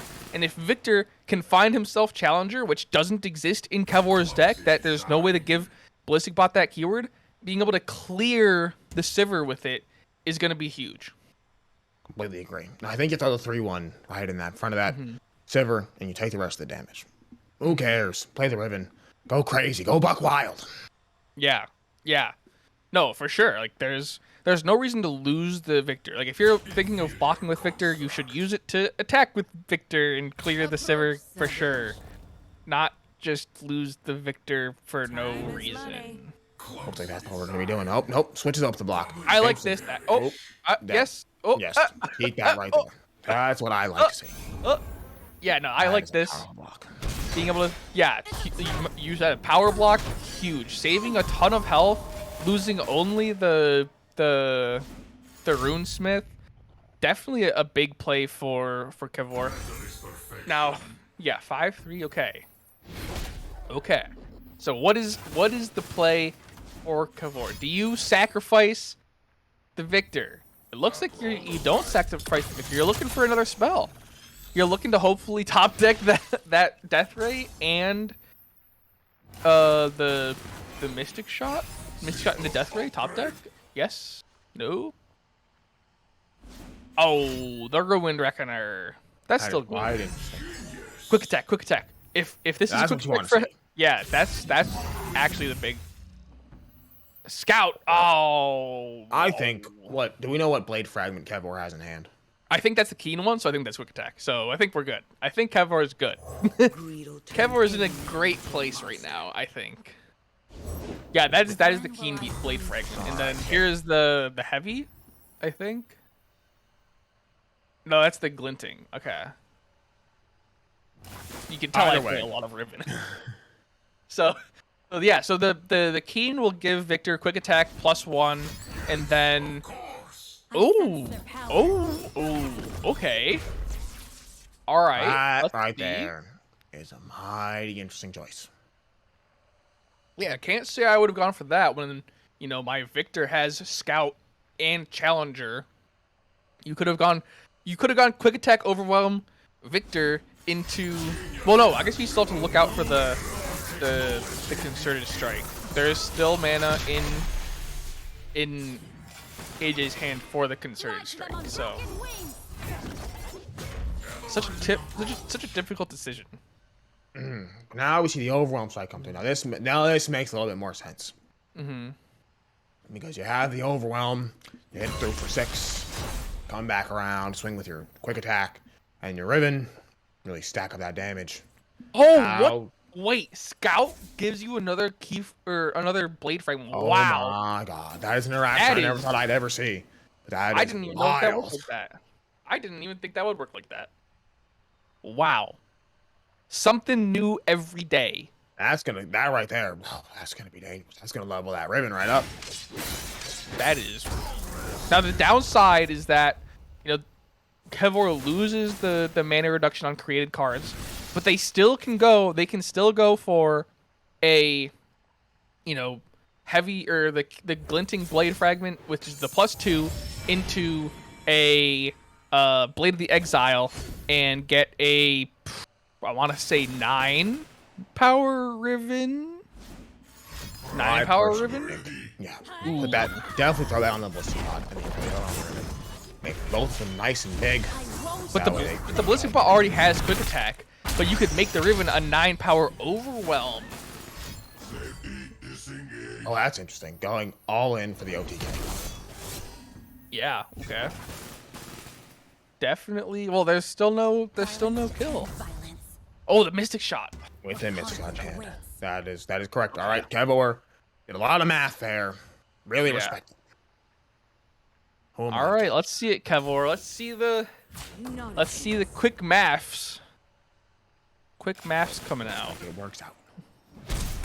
Yeah, that's that's it. AJ has to find right negation top deck, or this is over. And do we see it? Ooh. Nope. Now does That is AJ go for the? sad. Does AJ go for the? Oh. Goes for the that's I was gonna say, does Kevlar go for the BM ignition or the just a straight up mystic shot? But no. I think personally the ignition is the play. Oh, I wanted to show you something because you had what would I do, right? You know what this is? This is Chip's leg. This is the other leg. I took one of them already. No. So I'm gonna No. caution everyone in chat. Provoking me again. It can't be. I Well- wanna have to do more. Kevlar takes the first win in the series. Very Takes strong game game. one over. Yeah, very strong game. Taking game one over AJ. Made a couple of interesting choices, but still didn't matter. Still was able to find that win, guaranteed with the mystic shot or the ignition. As we go into game two, AJ running back the Warlords, trying to find this win with the Action Sivir and Scouts. The deck that we thought would have an easier time with Warlords than the Victor Riven, but Victor Riven seemed to make pretty easy work of it. Absolutely did. I think it really came down to, you know, a little bit of just good draws on the side of Kevlar. Kevlar got a lot of the pieces that they wanted to make that deck flow the way that it needed to flow. Whereas AJ felt like they may have been lacking. You know, no Broadwings, a little scary. But now here we see Broadwing, and Broadwing is perhaps the biggest counter to Scouts you can have. Yeah, exactly. MF dead, you know. MF dead again. Exactly, two times. Very strong. Yeah, like I you said it. Broadwing, the biggest counter to MF, and the Merciless Hunter. You know, turn MF into a gift for Renekton, or turn Quinn into a gift for Renekton. Either one of those works. Now, using the Broadwing early, getting rid of the Duran Sculptor makes sense. Duran Sculptor can make it so your Broadwings no longer kill the MF. So definitely make sure that card does not generate any value whatsoever. I think I actually like. I like what Kevlar did there. Use that to draw some aggro from the from the Broadwing, right? Because AJ has to prioritize. We got to get this off the board. This is going to generate more value right now than an NF would. So get rid of it. Kevlar is thinking, cool, get rid of it. Then my MF is nice and safe. Unfortunately for Kevlar, there's a second one in hand. Yeah, that's... Now, what does AJ do? Does AJ play the Merciless Hunter? You know, deny the attack from Kevlar? Yeah, and that's Absolutely exactly what you do. You know, the Merciless Hunter comes down. It will not die to the MF ability, which means MF cannot attack for free. Yeah, that's... Oh, or, yeah, MF just doesn't care. No, he knows MF's dead. MF's no longer for this world with the vulnerable. So just go for the attack anyways. Exactly. Just put the damage out there. Because ultimately, Scouts is an aggro deck. Right? Some people like to say it's a combo deck. I disagree. In this matchup here, oh, he saves it. That's interesting. That's an interesting choice. Maybe he's gambling on the top deck. You know, find a single combat, find a concerted... Well, not concerted strike, but find a single combat, find a... something. But that's going to be all she wrote for the MF. You know, only units in Kevlar's hand. It's not the best place to be. But they did find a Broadwing, so they should be able to clear something that AJ plays when AJ eventually finds his Action or his Sivir. But the Broadwing comes down already. Yeah, here we're seeing, right, what's coming down is... AJ does not have champions, man. Whereas Kevlar does. So AJ's got to be playing. AJ might be feeling the heat here. Because Scouts is a deck where if you draw your champs, you go, oh, but there's the Sivir. Commentators. Champ. I had to say it so the commentator's curse would kick in. AJ would draw his Sivir, and we'd have ourselves a game. There we go. Now, with the two Quins in hand, this could be a very big play from Kevlar. I think, yeah, drop the Quinn, and then... You know, just go from there. You got the free attack with Valor to proc the Scout into a Broadwing attack. Now, if you're AJ, you're not playing the Sivir. It's not worth the risk. Absolutely not. You wait until the attack token does no longer exist for Kevlar to play this Sivir. Exactly. You want to wait and hold out hope. And I agree. I agree with that play. You know? I've got your back. Now AJ, let's not fall into what happened last series. You only have so many plays before the game decides that you're no longer allowed to play. Exactly. And right now, you're playing for the fate of your series. You know, this could be a real quick game, and I'd rather it be a bit of a long one. I get to watch some high-quality Sivir Action gameplay, something I don't really get to see very often lately. Were you not here last season? No, I was not. It's a little bit of a Legends of Runeterra Academy joke we got. The Warlords is very prevalent. But yeah, I think. Ooh, AJ. Oh, yeah, AJ. That's good for AJ actually. Reduce the power of the Broadwing. You lose your one health Broadwing, which is basically useless at this point. Aside from removing a blocker. Or stopping a blocker from blocking something else, but oh, that's interesting there. That's very interesting. Use it while you got it. So you got the barrier on, so you might as well use it. yeah, absolutely. And it saves the Broadwing, right? Keeps that again. Remove a blocker. Lets you push for damage with something like a Sivir, which is probably going to be coming down next turn. Yeah, and then now the one thing that AJ has to watch out for is AJ has an Aegis, but he cannot play the Aegis and Sivir in the same turn. But Kevor also has Aegis, and he has a Blinding Assault, so he has another Valor should he want that. So Kevor could very easily go for an Aegis on the Quinn into an attack, into another attack, whether or not Kevor uses the Blinding Assault or not. Kevor just drew himself a Shield of Kevin Durant. Which is a very, very strong card that Demacia really kind of changed the overall. Like, made Demacia, once again, one of the best combat trick regions in the game. That card right there will save anything from these swings, right? Now, and it's so good. Maybe you Golden Aegis now. Oh, yeah, or you do that. That works, too. Bright Steel Protector definitely works. It does work. That denies the Sivir swing. Oh, doesn't matter. No, they have the Petra Sight. Yeah, the block denial. There we go. I guess the single combat paying off already. You know, clearing that barrier.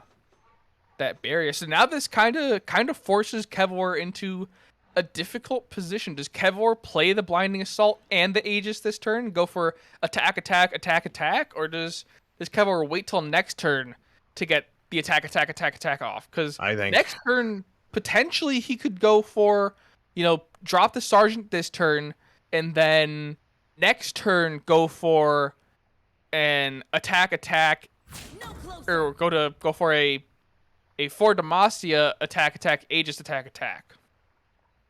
That is true. That could be big. That could be big. If I'm looking at the block of spread, right, I'm looking at what we have here. I see no problem with throwing the Quinn in right now, and because essentially what she'll be doing is removing the Sivir from the game. Oh, goes to the Vanguard Sergeant. Respectable. Yeah, I think Kevor's thinking what I'm thinking. They're looking for the for Demacia attack, Aegis attack. That's 10. That's 10. That's perfect. That's it. There it is for Demacia. Oh. Goes for the Blinding Assault first. It's our time. Come on. Interesting here. Wait, I think I get it. Right, where we have a lot of mana in play still, and Kevor, unlike me, doesn't want to watch the world burn. So what does? So they bright steel Valor. Valor pulls the Sivir, and then Valor pulls the Sivir again. I think the For Demacia still potentially comes down here, but that Valor was to feel it out. Oh, good pass from AJ. This is a mind game's turn, right? Definitely. You play that Valor, make your opponent probably have to play something, and then you can analyze whether or not your For Demacia is going to get hit with that cheeky old little right negation. Well, I think AJ is just waiting for the time to drop his own barrier or Golden Aegis. That's definitely the current interaction is what does Kevor play, and then when does AJ play their Golden Aegis? because Kevlar could go for an attack with the Aegis, or Kevlar could go for a 4 Demacia, big attack. And then that would mean AJ still has the barrier, but it changes when AJ has to barrier. So AJ potentially barriers now. I think. Oh, I was gonna say I think AJ Golden Aegis is now, so that the Quinn or the Valor attacks, and then the Sivir immediately follows up with Sivir's big attack. I think the reason that we're not going to see that come down is because of the 4 Demacia in hand, right? It's a bit scary. True. It's the only visible card. Quite terrifying. You know, the moment that AJ plays Aegis, right? That 4 Demacia comes down. It's a hard counter. And Kevlar doesn't even bother with the scout. He just goes for the big 4 Demacia 4-stack attack to deny the potential rallied attack from AJ. So yeah, no, exactly. That's very, very true. Good job keeping up on that. I was tunneling in on when the Aegis comes out for AJ, but this is a lot of mind games, like you mentioned, going on here. Like we're mind gaming ourselves here on the desk. They are.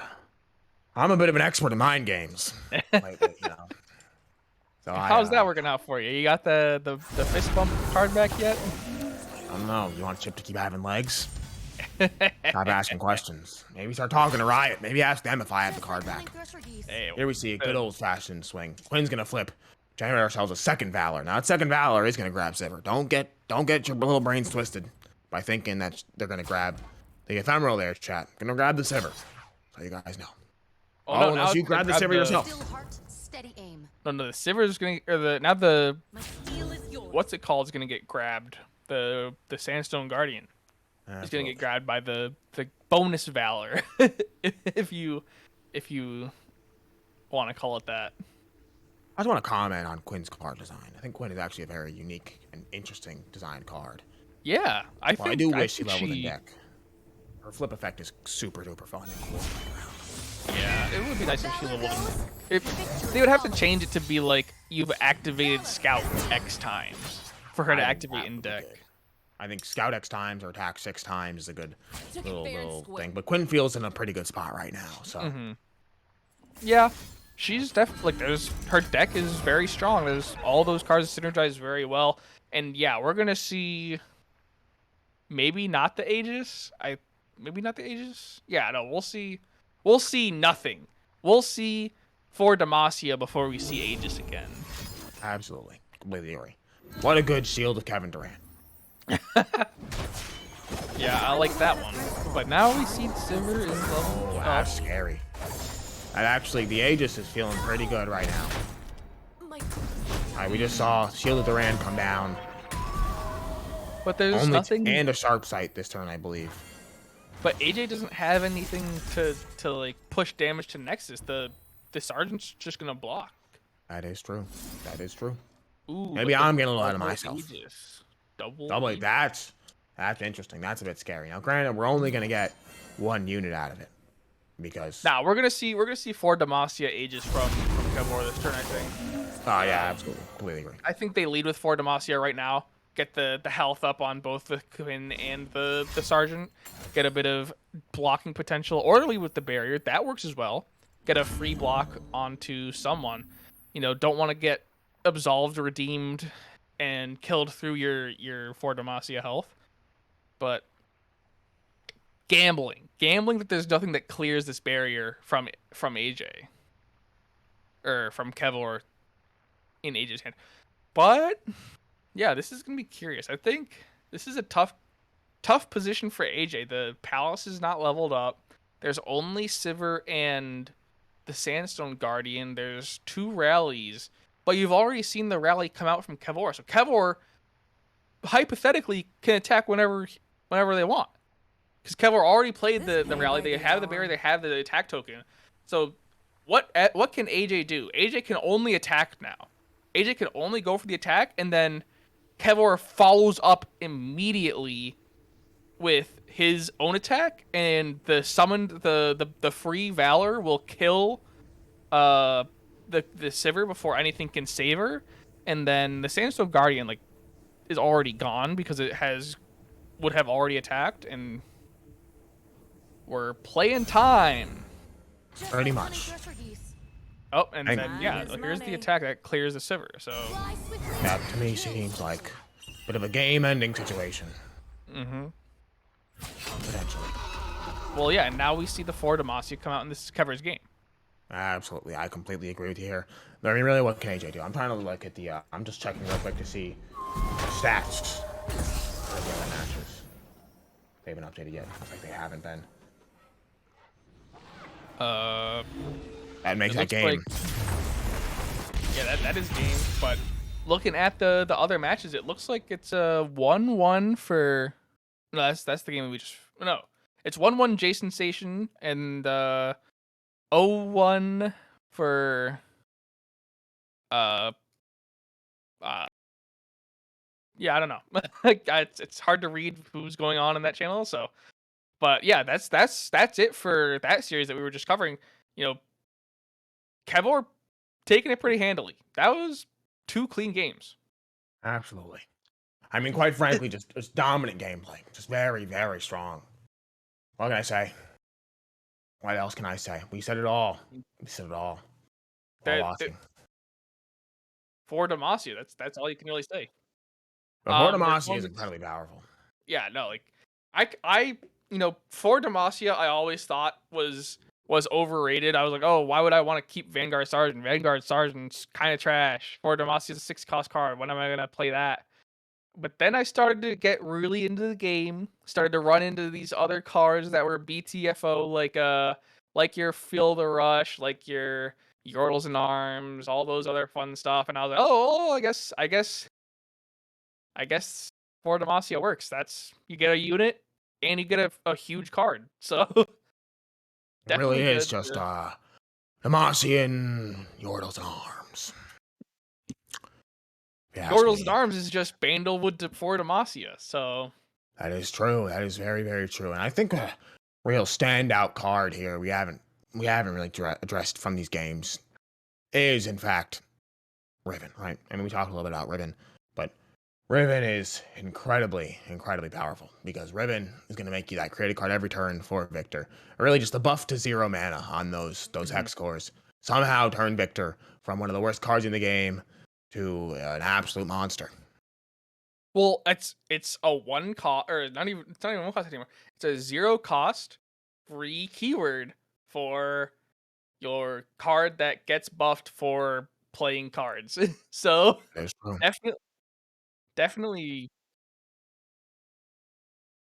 definitely an interesting an interesting card. And I love Riven. I loved her since the game came out. I have played her in many different forms, like the out of the way. But with that, we will be going into Jason Station versus Fansora Game 3. This is all on the line. Or wait, is it Jason Station or is it Jason Jason Florent? Florent. Jason Florent, excuse me. But yeah, we're going into Game 3, I think. So Fansora does have a win. Do not believe at all that you see. But we're going to see Darkness into, I believe, Fizzlulu. This right here, I'm not gonna lie, does not feel like a good matchup for Fizzlulu. For No, Fan- not yeah. one bit. I will crack the Wait, not a good matchup for Fizzlulu. Oh, sorry, I meant Darkness. Yeah, I was gonna say. I mean, I think Fizzlulu's a little too fast paced for the Darkness, but you know, Fansora, if he's able to, or they are able to, you know, really draw well, they could get this Darkness rolling. They have the Ashali Sentinel. Ashali Sentinel actually received a pretty big nerf. Like, that's just all you can really say about it. Like, it was a nerf, like a pretty hard one, because Do you mind? you know, I know what the nerf was, but maybe the people at home in the chat don't. You mind just filling them in? if I remember correctly, Ashali Sentinel no longer copies the Darkness, and it is also more expensive, mana more expensive. Give me your That makes a lot of Um, sense. So yeah, that's a big nerf for that card. But I mean, it was definitely warranted because you know a bonus Darkness onto the Nexus with lifesteal and 5 cost, and I think it was 4/5 as far as the stat line. That's a beefy card. It's a lot of value. But no, like the Twisted Catalyzer also got nerfed from 3-2 to 2-2, so no longer a big powerhouse hitter. But curious that the Lulu is not buffing the Flame Chompers. Be able to save that Very curious. that challenger, unless the Fist of something does something to the Flame Chompers. No, there we go. Oh, Okay, there we go. A little bit of thinking that's there from more like Jason. it. Trying to make the right He's calls. trying to value the damage to Nexus versus the keeping the Flame Chompers alive to keep clearing board.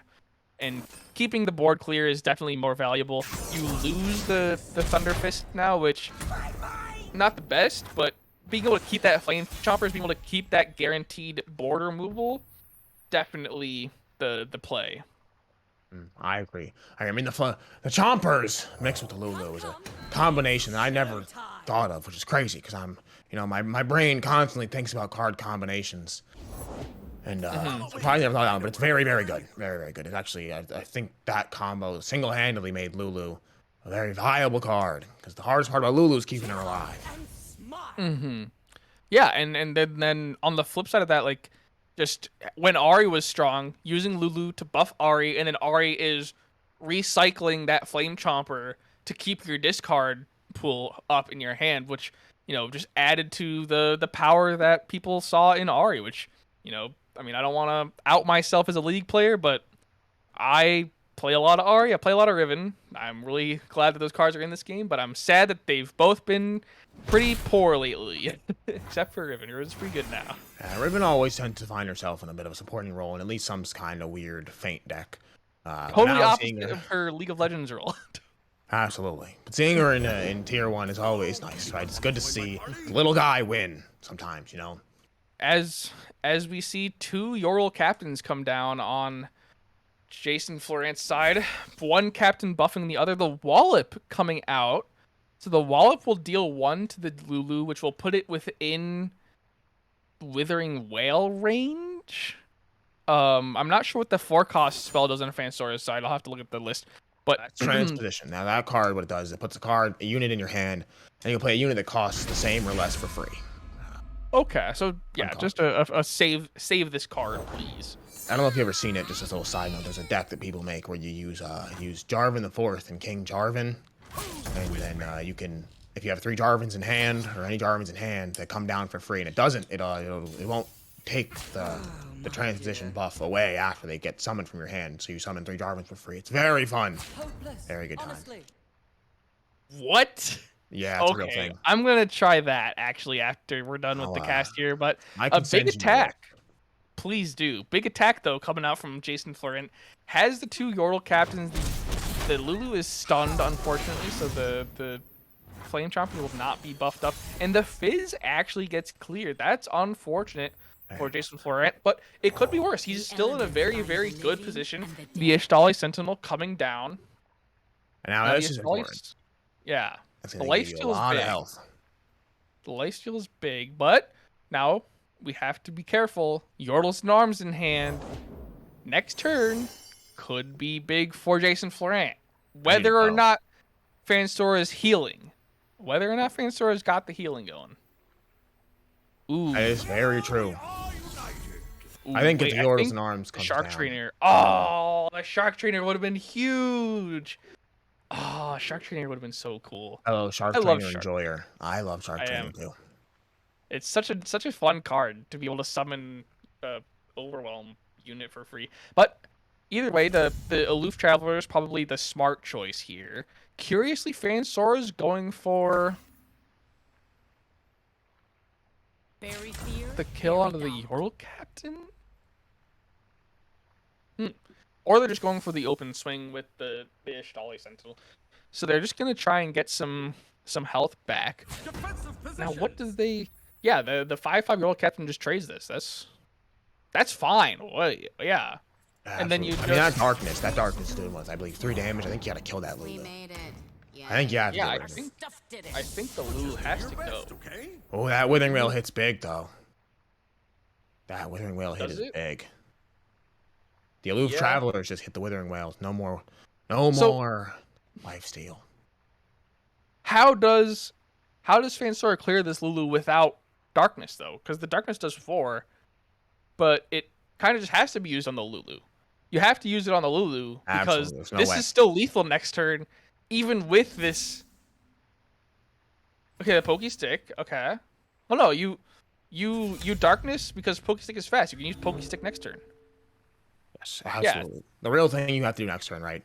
Is right now. Granted, Yordles and Arms is a very strong card, but I don't think Jason doesn't even need Yordles and Arms. Between Lulu and the Flame Chompers pulls the Spiderling, and then everything else on the board has lethal. So that is correct. Yeah, no, you're right. Right, you're true. That's true. That's true. how many times does Lulu support? I think she's only supported twice. So if Fansora can Pokey Stick, oh, it doesn't matter. There's Get Excited. Yeah, this is lethal. This is an open swing from Jason into Get Excited for lethal. This is game. Oh, come on, Jason, don't let us down. We're all rooting for you. Go for it. Don't see you make overthink the right it. call. Don't think too hard. Thing Just is, call him out. Play. and the biggest weakness from all Runeterra players, everyone tries to have a plan. Welcome to the team. Everyone tries really hard to think, oh, what's coming next? Me, I live life. Let's get my teeth. I don't think more than one turn ahead. I look at the cards I have in hand, and I say these are the only cards I have. But that right there is a bag fumbled.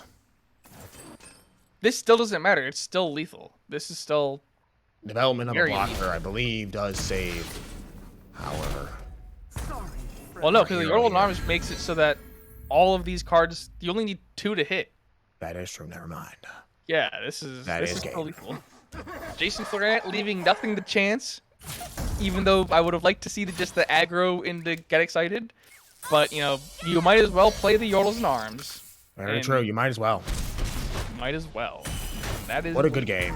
What a good game. We only caught a bit of it, but from what we saw, Jason Florent basically in total control the whole game, playing around the Flame Chompers very well, playing with the Lulu buffs into challenging to clear the board from Fansora.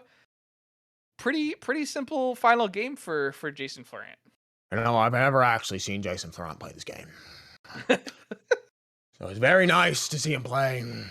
I like it a lot. He's good. He's good. I understand why he's on the Master Runeterra team. Hey, Master Runeterra, you guys want to bring me on your podcast? You can. However, we're going to take a brief break because I want a break. So let's cut to a break. Heard the man. Gotta get on it. Thank you.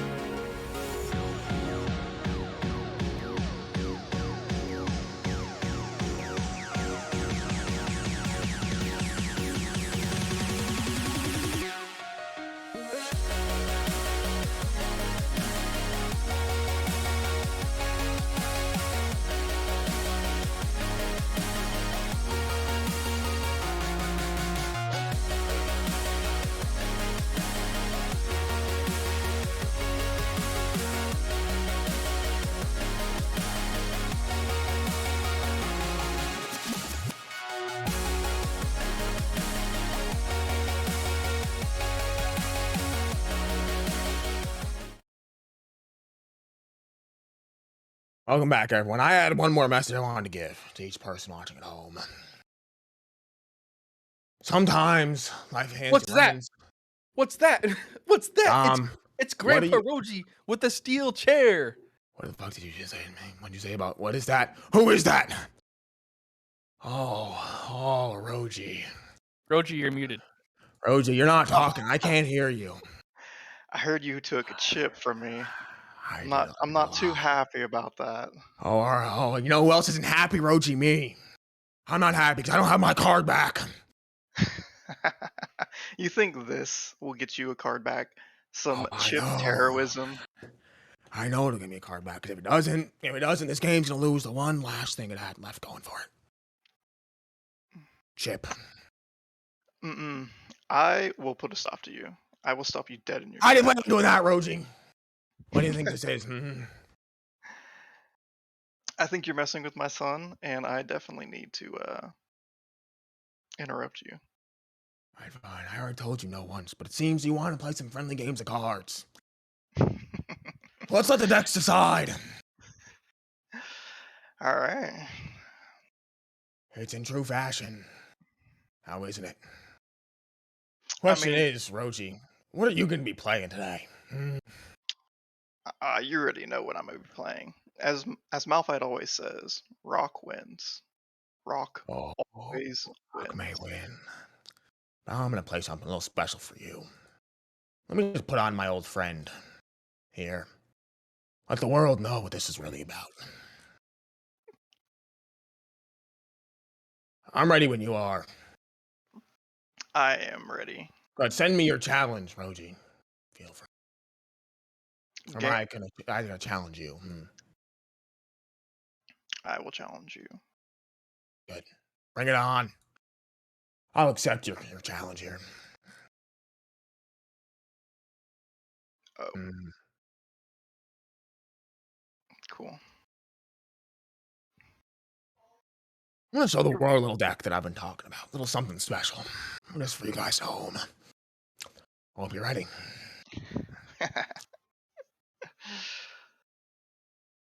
Oh, what is this? I like this. I bet you never thought about this one before.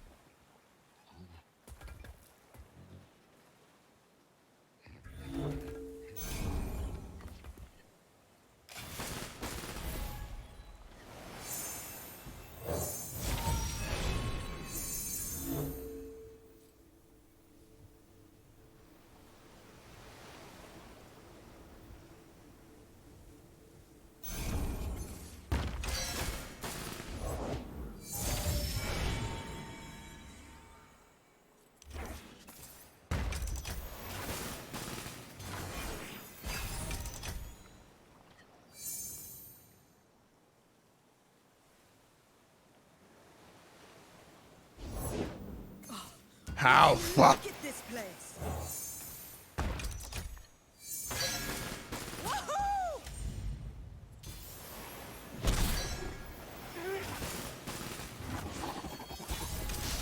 You got caught.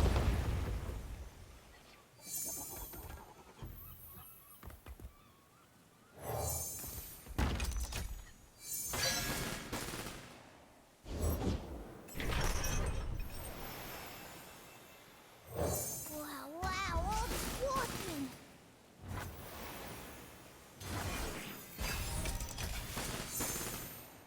Fucking dare you. Gonna catch the sky.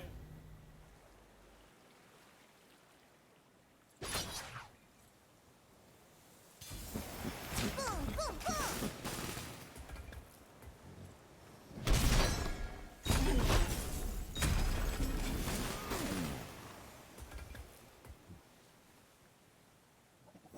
If it's made of sand, I can ride it.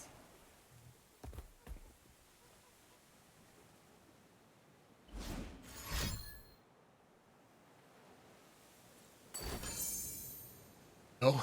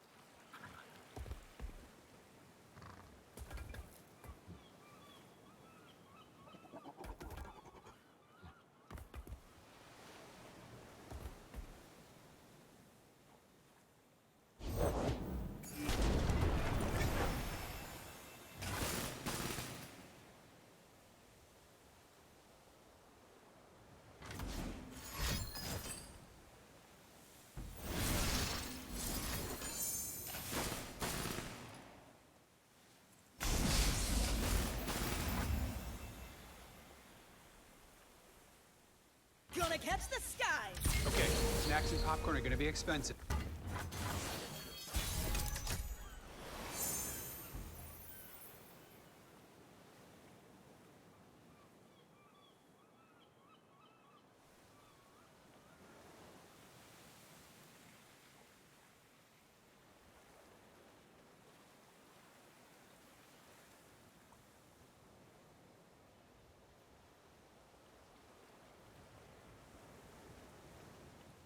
More than a mana gem. You're gonna need a lot of mana gems, actually. You need mana gems, you need cards.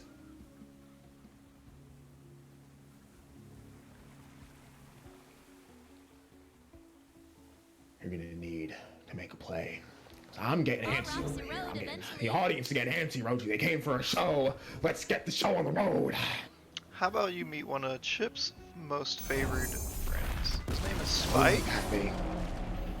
and he's not Spike. happy. Oh, is he not happy? Is he an unhappy camper? Old Spike not okay. And Not he's content. And I angry. thought there was something good to see. Fine, Spike. I'll drag you out of there if Go I ahead. do. Relax your knees. You're gonna lose half your health points in one attack. Ah, I see We'll you. throw some rocks at you. See how you a I'll little take it. tidbit for what's coming next. Oh God, don't spoil anything, Roji. I want to be excited. I want to be surprised. By whatever it is they're gonna do. That's the thing about rocks. They don't really surprise you that much. They just kind of smack you in the face real hard. That's so. No surprises here. I know Fine then. what I'm worth. I'm willing to play the game.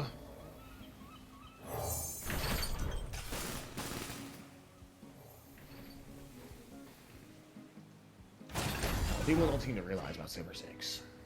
Power level of this deck, surprisingly very, very high. You know, my ability to output massive amounts of damage in a single swing are almost unparalleled. Yeah, it's a pretty formidable attack. But is it enough? It's definitely enough. Listen, I'll make sure Chip knows after this is all over that you did your best to save him. But unfortunately, there's only one thing that can save Chip. And that's Riot making things right.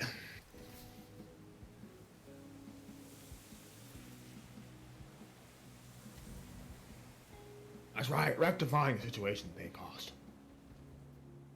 Atoning for their mistakes.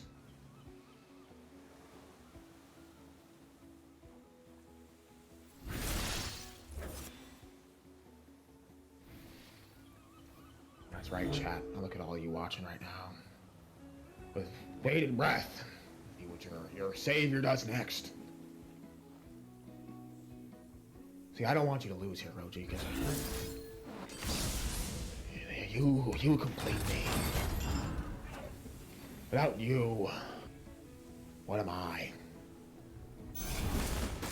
Without me, what are you? I'm just so much trying to get back this loving family. Love or gold? They are loving. My share. Chip calls for you every night. Roji, save me. Come to my aid. Look at that. Look at all that damage. It's a lot. It's a lot of damage. It's quite a bit. I am gonna shake things. Well then, that is quite a terrifying play. Because I am a mountain. Big Daddy Malphite here to save the day. Oh, but here's my key piece. Oh, That's where, don't you just love it when a plan comes together? What's an unstoppable force to an immovable object? oh no. What's an unstoppable force to move object? That's the question I asked. This isn't looking good. Oh, it's not. Bated breath to see. Everyone doubted me, just like they doubted Siver's eggs. Isn't that right, Monty? Are you watching? I heard your words. No, the shame. I heard your words, Monty. You said this deck wasn't good. Siver doesn't level fast enough. Look at you now, Monty. Look at Siver now. Is that fast enough for you? Oh. Damn. That's right. I really needed that unstoppable force to go through. Yeah, you did. I knew you had something up that sleeve. I waited for my invitation. I'm pretty sure the first turn of this game.